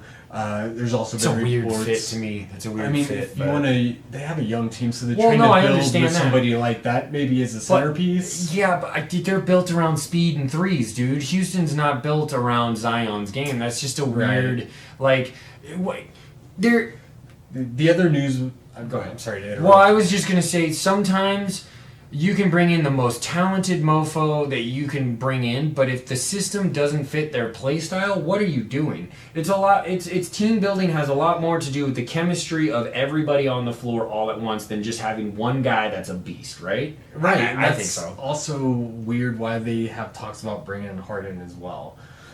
Houston, that is. It just doesn't It's a make a lot of legacy sense move. for where they are. That one just is smelling their own farts, I think. I would, if you're going to take one of those two prospects, you take Zion on the idea that he's younger and that there's more that you could potentially get out of him. Harden can still turn it on a game or two, but he's not MVP Harden anymore. And Zion, get right. Get right, bro. It would be great for the NBA if he does. He would be a good. The kids love him. The kids love Zion. He's a big enforcer that can dunk. He can fly above the rim at an insane rate. He can almost bounce like John. He weighs like 60 pounds more than he does, which probably leads to some of those injuries that he incurs. But yeah, he'll get moved. I think the NBA draft will come and go without too many trades, though. I think it will just be a straightforward draft. I don't really think a lot of this movement is going to happen until after the draft and free agency really opens. The Zion one will happen before? If they're going to, Because they should. But it depends on if the deal comes in, right? It's got the deal's got to be on the table. I only bring that up because there's been talk about the Pelicans looking for a top 5 pick. Sure. Yeah, why wouldn't they? No, it's deadline spur action, right? It's the same thing with the NFL draft where if you have the prospect or you have an idea that you want to do in the draft and you got to make it happen like the week of, right? Yeah. That's when the iron is hot because people are willing to listen the most, right? There's still the flexibility, the unknown, so it does make sense, and it would make a great headline. The NBA would love if that happened at that time. Sure. It keeps them right there in the thick of things. So it wouldn't be surprising, but I don't think the deal gets done for Zion until after the draft. Or maybe a draft night trade. Sometimes they do that weird thing where they draft and then they trade. So the NBA is a little bizarre in that, but Zion's getting moved. I will put a stamp on that. I'm not sure how, but he will get moved. All right, and to end out our NBA talk, John Morant. We can't not touch on this. We've already common sensed the guy, so we're not going to necessarily put it into its own little section. But come on, bro. 25 games. What do you? Okay, aside from what the NBA Players Board said, they said that was too. What do you think, Trev? Do you think that was too much? Do you think that it's accurate? Where do you fall? I mean, I kind of understand it. Okay. The Players Association says it was a little aggressive for what's been precedented before. Yeah, precedented before. He didn't break any laws, but it does fall under the guidelines of contract detrimental, right? Yes, contract detrimental, him affecting the image of the NBA, and he was warned. Silver talked to him. He lied to Silver's face. If anything, I thought Silver would be more upset, and it would be more of an emotional kind of a higher ban even. But I think he falls back to 25 because of the precedent before, and I think he just has that understanding that, being less of a ban than what was predicted, that there wouldn't be as much pushback, and Ja's camp in Memphis would just be like, okay, we want to move forward, let's just get past it. Sure. Yeah, what's good for the goose is good for the gander kind of thing, where like you do levy the punishment because you've obviously made a big deal out of it. You have to set some sort of an example. That's a little over a quarter of the season, right? He's basically going to miss the first quarter of the year, which, I mean, is that a heavy suspension? I guess technically, from what I've read, that is actually a pretty heavy suspension in comparison to what other guys have gotten for certain things. And it doesn't seem that heavy to me. That's like 4 games in the NFL, basically, is like the equivalent to that. And a 4 game in the NFL is like, oh, okay, well, he did something not great. Like, it seems a little light, but you definitely you want to watch Ja play. Well, you have to also, like you touched on, which was great, is the idea that, like, if the NFL or the NBA Players Association they have the right they are a standalone entity. They can refute that penalty. That's what they're there for. Is they're the coalition behind the players that are made up of other players. Right. Like, so they're going to fight for the best possible outcome for the player. So you can't elicit a substitute or a suspension that's going to make the Players Association just be like, absolutely the fuck not. We're going to tie this up in litigation for as long as we have to until you reduce it, basically. Yeah. Again, that's why I think it falls back down to 25. Sure. Right. So I also appreciate Adam Silver not making it eliciting an insanely emotional response and just saying 80 game, 80 done, year gone, like, and not because he had the commissioner in some of these leagues have power to do that. Now, granted, it would still have to check and balance on the back end. They would get to countersue. Once again, the Players Association. Which I think that's the way it would have gone. If it oh, was 100%. Yeah. So Silver did what he had to do to institute a good suspension, but also make it to where he's not like flaming, he's not stoking a fire between the commissioner's office and the Players Association. You do not want that. That's how strikes happen. That's how you lose money. Y'all gotta communicate and work there. I just think, what are you doing, man? Like, I mean, without getting into too much of a common sense rant, dude, come on, man. Like, there are things, I know you're young. I get he's 21 now, 22. He's been in the league a couple of years, so 22, 23. So, I mean, that's hedonistic age. You don't know a whole lot at that time. And he's a millionaire, and he gets all the admiration in the world. You know what I mean? His head's way up there. That man's athletic. He's a great basketball player. He really fucking is. Like, but, dude, be a better human. That's what you gotta work on, bro. There's a couple of things you just can't do when you're in the public eye. Like, yeah, you gotta have a better circle. If you did, you could be the face of the league. He was on his way. He was on his way. This could even just be a minor set. The kids love you, Ja. You are all the talk right now, dude. You are the most hyper athletic. His head gets to the top of the backboard, you guys. So, like, the rim is at 10 feet. Ja's head is 12 feet off the fucking earth when he's jumping, dude. He is one of the most electric players we've ever been able to see, and it's our generation, dude. Kids are gonna eat that up. He's young. Got that AI vibes, dude. We all like a little shit talk and a little bit. We all want our hero to be, confident and in your face a little bit. That's what brings him forth, right? But not waving a fucking gun around and just. To Trev's point, get a better circle around you. Get a better circle around you. Get better friends. Get loved ones that care about you, that will give you better direction. Get that bag while you can. And that too, man. Once again, make yourself the best version of yourself. You're holding yourself back. Bad. Yeah, no, it's true, because you just being you up until this little bump in the road, as it were. Yeah, he was easily becoming a face. Yes. LeBron's going to has taken a step back. Like, I would say Curry has even taken a step back. I would say Giannis is kind of, forefront right now. Obviously, Joker, Embiid with the MVP. But, like, there really isn't the dude. And I think Ja, even without being an MVP, those guys could be the his dude. His draw is so large, man. Yep. When you hear that name, it's just like, for some reason, there's this just anticipation around it. Like, he's going to do something insane. And unfortunately, it was off the court this time. So, yeah. 25 games does feel accurate. I do get it. So yeah, I guess Memphis will have a struggle at the start of the season without him. Let's touch on some football to round just a wee bit. Just a wee bit. Second segment. We got a couple. Well, yeah. These are good. These are one's good. So let's start with Chase Claypool. Reports are that he is not motivated. Why wouldn't he be though, man? Like, I think that the roster that they're trying to put together there in Chicago was really worth a damn. And I think Fields is going to sling it around the yard. I think that Chase Claypool was supposed to be the number 2. DJ Moore and Chase Claypool, that sounds pretty fucking good. I mean, the opportunity should be there. He has a chance to be the guy. It seems to me, I mean, do you maybe he's just that guy. Like, do you think because the name DJ Moore is a big name, and going into this offseason now with him on the roster, they're going to be people are going to lean more on DJ Moore 1, Chase Claypool 2, and you think that makes him just like, oh, I'm supposed to be the number 1? Like, it's this whole thing that, like, because Deontay Johnson took that from him in Pittsburgh, right? Like, Claypool had that crazy rookie year.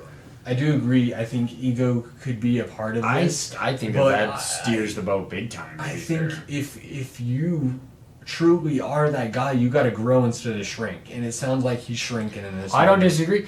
No, the Chicago Bears have this nice little bubbly feeling around them right now. It's a fucking great feeling in any franchise where you feel like you're going in the right direction. You know you're not going to win a Super Bowl this year, but you're like, dude, could turn it around. Yes, we could easily make a back end playoff. We could make a push. We could be competitive. We're maybe one trade away at the trade deadline from making something happen. Like, just this, tingly where it's like, dude, potential is so real. Potential. In sports, you're on the cusp. You have the potential to become a contender. Right. And it just because there's very difference in between going into a fan knowing years you're like, no, we're not, this isn't the roster. Arizona, this is one of your years, dude. The Cardinals are going to be bad. You know that already. There's not a trade you can make that's going to make that roster good enough to be competitive, specifically within the division that you play. But with Chicago, like you said, there is an opportunity to grab that spot. I think so. At the top. The NFC North is open. I would say for the first time in a while. I still think that the Packers have a pretty good roster. Obviously, Detroit is building something, so shout out to them. We've given a lot of love to that team on this podcast. Vikings too. Yeah, well, that Kirk Cousins situation, unfortunate. Justin Jefferson's an animal. They just cut Dalvin Cook, so they're going with Alexander Madison, right? Yes. Well, shout out to him, dude. I think that kid is going to, play well, but unfortunately he's going to fall into the same rotation where he plays well, but nobody's going to pay him. Man, that running back market, that's another conversation for another day that we can have, man. It's just sad what they've done to there are more. I heard this crazy. All right, we're in the NFL. We're going to go for it. Go for it. I heard this insane report that said there are only 4 positions that make less annual salary than running backs in the NFL. It's placeholders, the place kickers are above, because the argument was, is Justin Tucker worth more than Josh Jacobs? Oh man. Placeholders, long snappers / placeholders, fullbacks, punters, and long snappers. That's the 4 groups that get paid less than the running back. The running back is the 22nd eligible position in salary. That is fucking insane for someone guys who touches the ball that much. Dude, obviously, which is why I understand the other positions. They barely touch the ball. They hardly call kickers football players. It's a running joke. Are kickers even football players? I think they are, but that's not for me to say. But that's, dude, your tight ends make more than running backs. Every position on the offensive line, including guards and centers, which are traditionally devalued on a football team. Everywhere on the defense makes more than the running back. Dang. Yeah, annual salary. Because, yes, you have the guys at the tippy top, but that's 3 of them. And they fucked up the market because they think that their value was too high. It sucks for the NFL running back right now. it's getting more and more to a passing league, even though you have to have a good running back to set up the pass. Like, you can't just be a fucking, 5-wide run and gun Mike Leach style offense. Yeah, that's not happening. It can't. So you have to have at least a guy who can tote the rock for, 10, 15, 20. You're hoping between 2 to 3 guys. But, like, the argument is, draft later, pay him 1.2. You can get 3 guys at, 1.5 million for less than $5 million a year for your whole running back crew, then pay Derrick Henry $9 million. Right?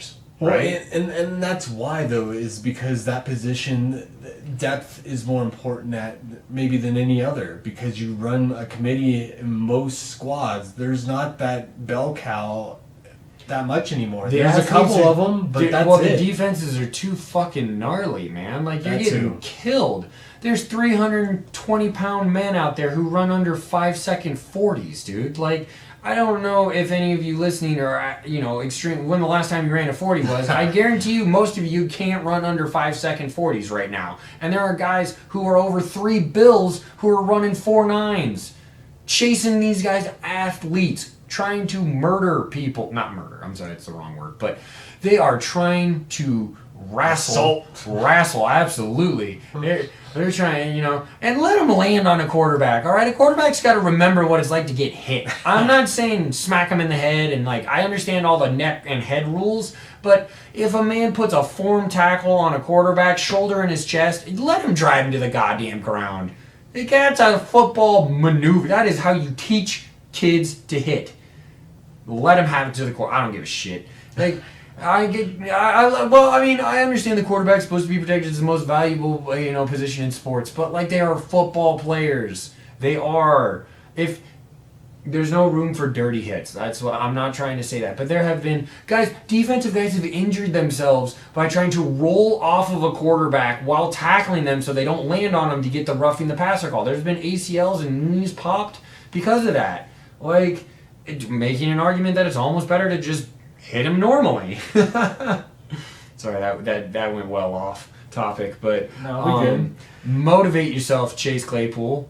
Why not? Good roster in Chicago. I would like to see the Bears do good, just because Big J, one of our friends, is a diehard Bears fan, so it'd be cool just to kind of see them just a little bit. Now, it'd be better than the Seahawks, though. I don't want to see that. But, compete for the North. Why not? Why not? It is open, dude. That's going to be a very interesting division throughout the year. Very, very interesting. All right. Well, I also wanted to touch on a story I saw on ML Football off of Twitter. This story is bananas, you guys. Like, this is bigger than sports. This is insane. Former Madden cover Peyton Hillis saves his son and his niece from a rip current in Florida Beach. Hillis said via Pro Football Talk that the scariest point in the rescue happened when I'm swimming to my son and I have to pass by him because my niece is in more danger. And sweeps his son up on the back end, coming back into shore. Gets both of them, gets back to shore, and he blacks out. He doesn't remember basically the next. He passes out from fucking over adrenaline, and like he basically seized it. Like he gave everything he had. Like, it says in the article that he lost consciousness and experienced lung and kidney failure after homeboy pushed his body to 1,010%, dude. That is some Dragon Ball Z shit, dude. Like, that is Super Saiyan right there. It goes to show you under duress what a human is capable of when love, fear, adrenaline, and just having to make action happen all come together at once. That is... I mean, I'm getting goosebumps just thinking about that, dude. Like, that is so intense. Like, fucking A for you, Peyton Hillis, man. That is, that's bigger than sports. That's saving 2 lives that, they are now going to get to continue to live because of the actions of your selflessness. Yeah, we're going to drink to that. No fucking doubt, dude. Peyton Hillis, a real one. Yes, sir. I'm glad to put a positive spin on the end of this section because we had some dark moments there with Jaw and Zion. So we're going to go ahead and finish up these brews, and then we're going to come back with our common sense and our classic fandom section. So, Yep. absolutely. Stay tuned for that, guys. Be right back. Yeah, cheers, Trev. Look at these crazy looking drinks. What are these? These are some hard Mountain Dew I picked up. I'm a big fan of the Baja Blast. Mountain Dew. I had to try it. Man, I gotta tell you, I got the OG here. Got the As OG. you can see, yeah, I got clearly. a black cherry right here. Which is good. We sampled off camera. We traded as well, and that was very good. I am very surprised though they didn't just Mountain Dew theme it. They have a Code Red. Why wouldn't they just do a Code Red? They did that. The Baja Blast and the other flavor was This a thing watermelon. smacks. This thing smacks like a fucking Mountain Dew with alcohol, dude. I legit. This is too dangerous. I could never buy these because I would drink them far too easy. There's zero sugar. Like, oh man, it's nostalgic, man. There's Mountain Dew in this cup, and it'll make you feel warm and rosy. You know what I mean? Yeah. So we're not gonna give a shout out to no brewery or nothing like that, but this is hilarious, and honestly, I'm drinking this and with enjoyment. I would buy this. I would. I'm gonna give it an okay review. So common sense. This go around for this pod is another. It's kind of like we're beating a dead horse almost with these stories because we've touched on this for different athletes. But go ahead and give me the story, Trev. I mean, yeah, with all the John Morant talk. And, Yeah, and then this. Everybody just throwing guns around. Apparently. Jack Jones of the New England Patriots was arrested Friday after 2 firearms were found in his travel luggage at the Boston Logan Airport. Okay, so when you pack things, you know what's in there. Yeah. You're trying to tell me that this grown-ass man, who travels all over the world, by the way, he's an athlete, so he definitely travels throughout the states all the time. You know what is and isn't allowed in your suitcase. You would think. The fuck are you doing with firearms? We have the best gun laws in the world as far as how lenient we are with how you can argue that all you want, I guess, but I feel as though like we allow people to have their own armories as long as it's registered and you can prove that you were the one who bought it and you know how to use it. But what the fuck are you doing flying with fucking guns, dude? I mean, if there's one thing that you leave at home, it's your fucking neener, right? Like, you don't take that with you on a fucking plane. Is that even that deep of a common sense? I mean, do we really have to break that down? I mean, you would think you would have learned by this age, but apparently not. Once Common again, sense. you're not an untraveled human being. You're in and out of airports all the time. Like, there's no excuse for this, dude. Like, what do you need it for? Where are you going with it? What do you need it on the airplane for? You are so rich, you could land in that fucking place and buy a gun wherever the fuck you land if you want a gun so bad. Yeah, and I could understand you wanting to have it with you, but yes. It's in your luggage though. You're gonna check it. It's gonna go in a box either above your head or below the plane. You're not actually gonna have it on your hip. Right. So, I mean, really, what is the fucking point? What really came down to it was that they were unregistered. It was that he couldn't prove identification for the gun and the ammo. So, especially paired together, they view that as a very, egregious offense. And it makes sense, and you could smack a clip in there and go. Like, I'm not saying that that's what the man was trying to do by any fucking means. But, like, that's why they wrote the laws that way. Like, if you're gonna have the ability to use it, like, you have to play with it. You play in the NFL. Your whole life is based around rules, right? The rule is you don't carry shit that's not registered to you and try to get it on a plane. Yeah, bad move. Bad move. Bad. Once again, I feel like we've filled this common sense. It doesn't even need... That is the most common sense, you guys. Come on. Like, athletes, be better. Be better. Stop hanging out with, Instagram people. To get better YouTube influencers, all right? Watch motivational speakers. Watch Balls and Brews. We're motivational. We'll keep you off the fucking the bad side of things. Don't, you idiot. these kids, they're kids though, right? Well, okay, kids. the kids, we're the kids. We're also big South Park nerds, if you know that reference, dude, for sure. There'll always be some good South Park references coming out of the two of us. But let's dive into the fandom. Yeah, dude. So let me get it started. All right. It's a shared one. Yes. We collaborated on this one. Another shared fandom. We've touched on it in an earlier podcast with collecting sports cards. Right. And this is more of our NBA collection. Before we get into the NBA real quick, I just want to touch on the one hockey card I still have in my collection. We have one. Yeah, I have none. I swear That's 100% more than I have. Somewhere that just got lost. It floated away. Again, during the time of collecting these cards, I was young, so a lot of the time, that wasn't at the front of the mind. Misplaced them. Sure. You weren't thinking, I'm going to store this thing away for 50 years and it's going to be worth, Exactly. Yeah. You're kids. I did pick up a Brett Hall only because I was going to the Tahoe Celebrity Tournament and I knew he was going to be there, so I wanted to get him to sign it, and I did. It is signed, baby. We're talking Brett Hall on the St. Louis Blues there, if you could see him there at the bottom. That's legit, at the Tahoe Celebrity Tournament. Legit. But to move on to more the topic for this pod is the NBA.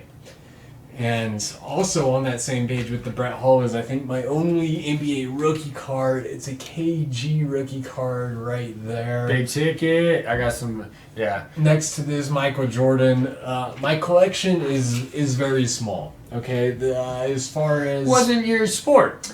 It wasn't until later. It grew on me as I grew up. And I'm sure I threw away a bunch of cards I didn't recognize.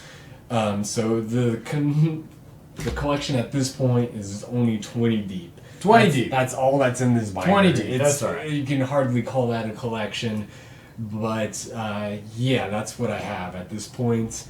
Michael Jordan on that page, I thought was it was an NBA hoops card. Has both his college and professional career on it. Nice. So I thought that was cool. I was always a nerd for reading stats, dude. Yeah, that's one of the things I loved, looking at the back of cards too, and like examining like careers and like.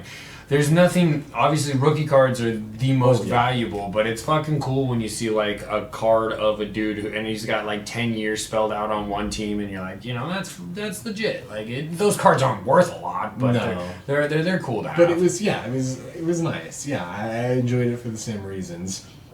And to move on to my second page of my NBA cards, if you could kind of see them there, there's a little bit of glare. There you go, we got it. Yeah, but on that page, just to let you know, it's mostly tops and upper deck. From the roof, and there are cards from, as far as the tops and upper deck on this page, it's mainly cards that point at a moment in time. Yeah, those are 90s, baby. 90s all the way. My collection was between 95 and 98 as far as my basketball collection goes. Not bad years to have. You were a little late to some of the... a little late. Of the Olajuwons and the Shaqs and those kinds of guys came in a couple of years before that. But. Exactly. I have as a notation of my collection, KG's the rookie card, and then I have a first-year Kobe, or two first-year Kobe's. Let's go. AI, Antonio Walker, and Antoine Walker. Yeah, Antoine Walker.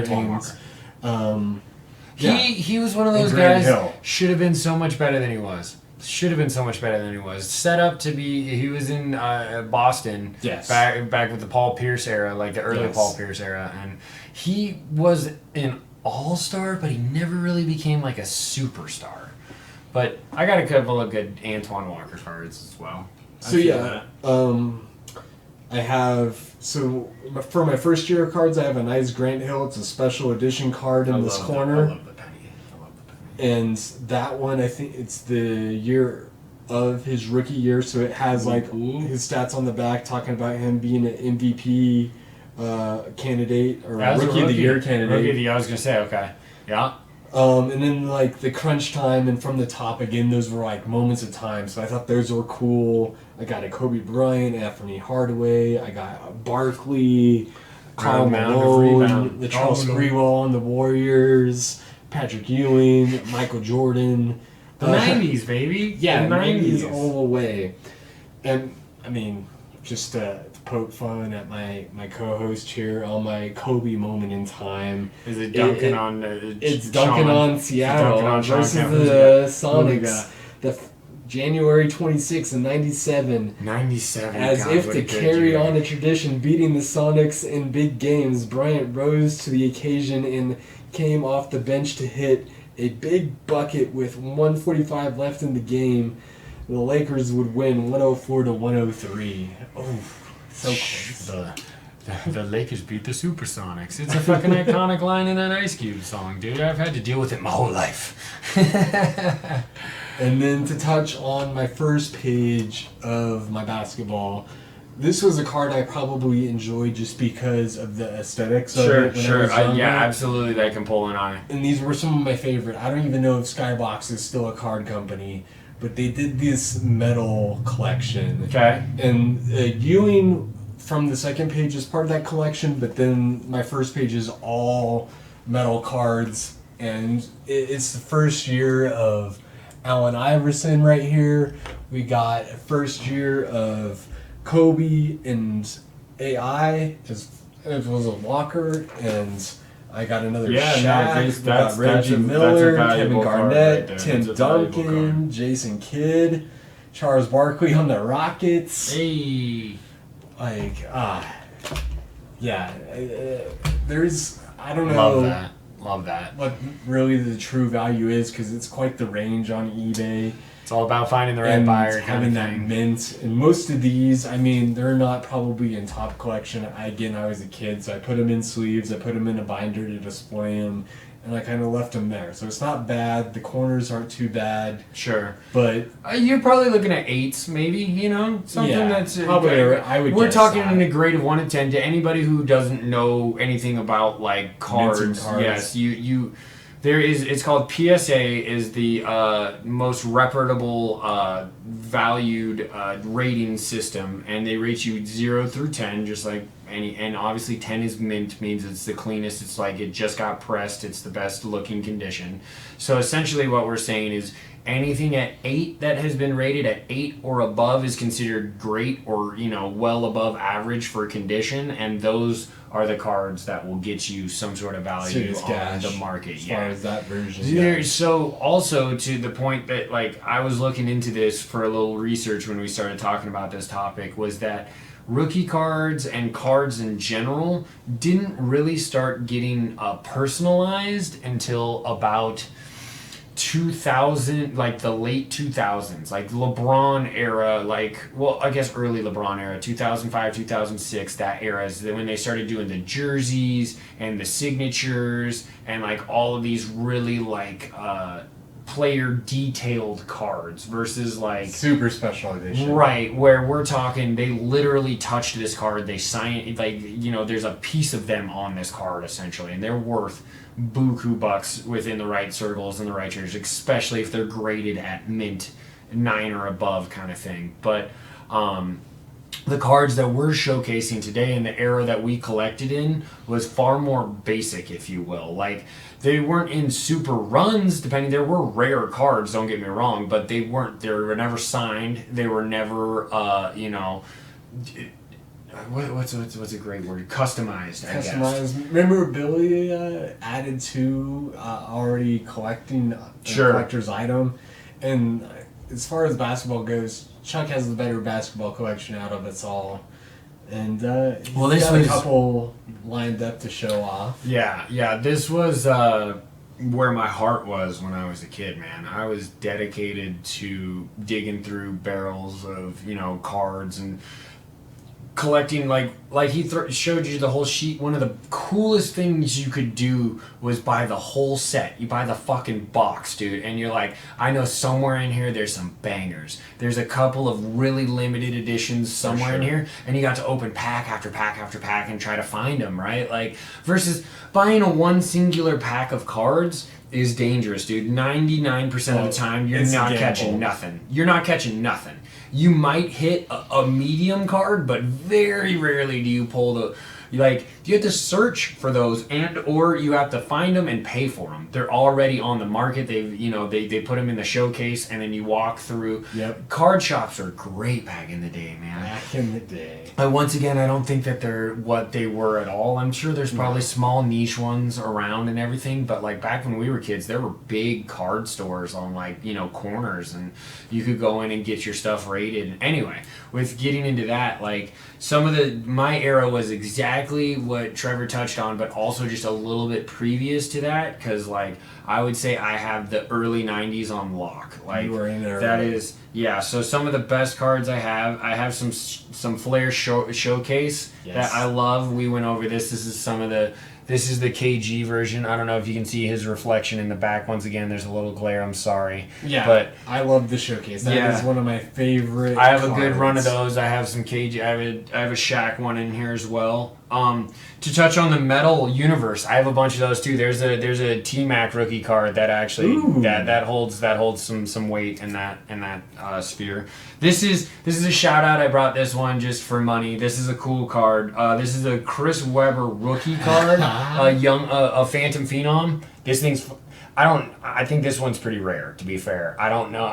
Chris Webber never really became the guy that he was supposed to, so he never won a chip, I don't think, so that kind of devalues that. But I'm sure neither one of us has gone through a Beckett in Sure. a decade. No, it's been a little while. The next guy I'm going to bring up, Allen Iverson. I was hot on AI as a kid. Obviously, he changed basketball culture. He really did. The way he dressed, the way he talked, his swag, it led to where the NBA kind of is now, if you think about it. It was a much stiffer league before him. I know Dennis Rodman was out there, don't get me wrong. Like, I'm not saying there weren't trendsetters before Allen Iverson, but the answer, he was a game changer. Yeah, he shifted a lot of narratives. I have this fucking killer Hoyas card. I don't know where I came up with this, dude. I've had this since I was young. That's college Allen Iverson, right? That's got to be worth something in some circles. And then 2 rookie cards. I got a draft card day or draft day card, and also once again the Metal Universe, dude. I hit the right collection on those. I'm queuing up for one card that's actually worth a damn in my collection that a lot of people will appreciate, to be fair. So yeah, AI, shout out to you. I collected you big time. Here's some Homerism right here. Throw it out. It is. These are my GP cards. I got a bunch. I got a lot of Gary Payton cards. You guys obviously come on that side. I unfortunately don't have any Kemp in here that I really want to show off, but I do have some. I'm surprised you don't. I do have some good Sean Kemp cards, but none of them that are like... I don't have any rookies of them, I don't think. Like, I have a couple of fucking awesome Dunk Rain Man cards, but they're just the special tops. edition. Yeah. Here's GP. Look, this is a very little known fact. His first year, he was actually, you're not going to be able to see this, I'll bring it up close, number 2. This is GP as number 2. Yeah, what? Exactly. This is young Gary Payton. This is within his first couple of games as a Sonic, dude. Love that card. So legit. And then a Masters and a Bowman's Best tops. This is what I'm talking about, man. The chrome and the shiny shit, that's what did it, right? That's what you were shopping for. Like, that's what you were trying to find in those cards. So, like, these are ones that I bought individually, though. Like, trying to find them in packs, good luck. You're either buying the whole lot of it for like $70 to $80, whatever they were charging for the whole box, or you were going into the showcase and buying the specific card you wanted, because trying to find them was fucking impossible. One Jordan card. I was a Jordan hater, but I knew that he was valuable. It was Jordan. Yeah. Exactly. This is a 98. This thing's fucking spanking. This is the most I ever spent on one card. $25 back in the day. I remember this. Obviously, cards are worth more now. Sure. But yeah, $25 on this bad boy. That's a pretty card. Yeah, it's what is it? It's a SP. It's an upper deck. Okay. Shout out. And then you guys, I got some pretty legit. Okay.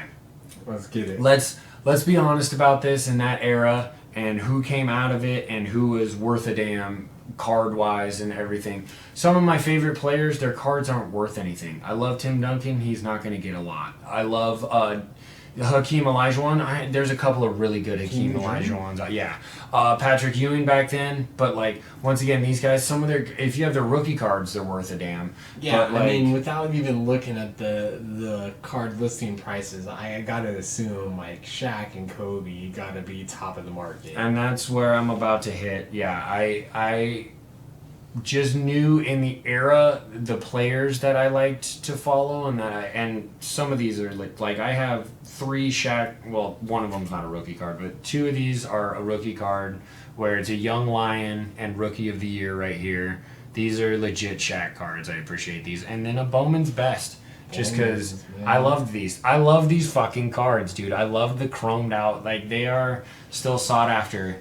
And rest in peace, Kobe. Like, but I collected him just once again because I knew he was a generational talent. And at the time, like, he was so hype. Couple of fucking awesome. I got a Star Quest and a Bowman's Best as well for Kobe. I'm gonna give a little shout out here. Bring him a little closer. Dope, dope, dope cards. And then this is the one that this is the researched one. This is the one that I know for a fact is of value within my collection. It is the No NBA Experience Kobe rookie card from the Metal Flare universe. Yeah, that sucker, when it PSAs at 10, has been upwards of $400 to $500 a pop. I would say these corners are good, not great. Like, there's nothing wrong with the card. It would probably, I mean, an 8 is what I'm saying, just off of, like, preliminary. I don't know. It'd be dope if it was higher, but, like, I don't think I could get tip-top value for it. But, like, it's kind of cool to have. It's just a nostalgic thing, but it's also nice to just, like, I guarantee you I could make some money off of that collection that I just showed you guys. And that wasn't why I collected, to be fair. I just thought cards were fucking cool, and I idolized these humans at the time. I wanted to be that was my dream. Wanted to be the basketball player. Also wanted to be an astronaut, but, that's not a point for this podcast. Definitely. Couldn't dribble with the left hand, though, you guys. Wasn't disciplined enough to learn the left well. It's just... couldn't do it. I'm not ambidextrous. I could dribble the shit out of my right, but if you isolate me, I'm screwed. Just wasn't tall enough. And then there was that too. I didn't gather my height. Yeah, I didn't gather my height until later in life. I didn't hit my growth spurt happened junior to senior year. So, like, my folks are 5'7" and 5'8". So when I hit that threshold, I was like, well, that's where I'm at. And then 16 to 17 was just like, here you are, 6'1". It's like, okay, but even still, that is short in the NBA. Yes, that is way short in the NBA. Like, you can be 6'1" in the NFL, in hockey, and baseball. You're fine there. But basketball averages out. I think it's 6'4". 6'4", 6'5" is like, that's short in the NBA. You know what I mean? You got guys like Dame who be showing out, and there's certain athletes that don't necessarily need to play the height game. They are, but that's rare. You have a way better shot of making it if you're a tallie in that. So that's our fandom. So as Trevor only spotted out, he has a very small back, but his football collection, we wouldn't be able to share. It's too long. It's too much. He's got first editions and signs, and I was in awe the first time I saw his collection. It spanks my basketball collection. Let's be fair. That's 15 to 20 awesome cards. He has potentially several hundred NFL cards that are of value. For real, though. Like, they are legit, so... It's definitely my top collection. Yeah, so, I mean, and Zach has, crates, you guys, in his garage of baseball. Yeah, he was a baseball fiend. He still loves that game, but, like, as far as his collection, it is dense, man. So that's another pod. But more or less, this was an NBA pod, so that was a fucking good way to finish it. Overall, we were talking about. I got my Pokemon cards here. Look, we might go into really nerd shit at some point. That's what fandom is. One of these days. That's what fandom really is. We'll what did you guys collect as kids? Let's hear from you. I want to know, was it cards? Was it something else? Shit, did you collect Pogs? Did you collect, what I mean? Were you marbles? I don't know. But, like, collectibles were great. Do you guys have any cards of note, regardless of sport, right? Like, I'd love to hear that. Sure. So, this was a wonderful pod. Zach will be back the following week. Once again, shout out to the Reno Rodeo and everything he does there. We want to give love. Yes. Go ahead, give us a listen. Buzzsprout, Spotify. YouTube for the visuals. Yep. And then throw us a like on Instagram for the beers. We didn't post Or the Twitter. Mountain Dew. We didn't post the Mountain Dew, but we posted the actual beers. Yes, we did. But you know what? Mountain Dew, Pepsi, I'm not angry at this. I'm not. Thanks for Cheers. stopping, guys. For stopping by, guys. Cheers. Balls and Brews. Balls and Brews. And Mountain Dew.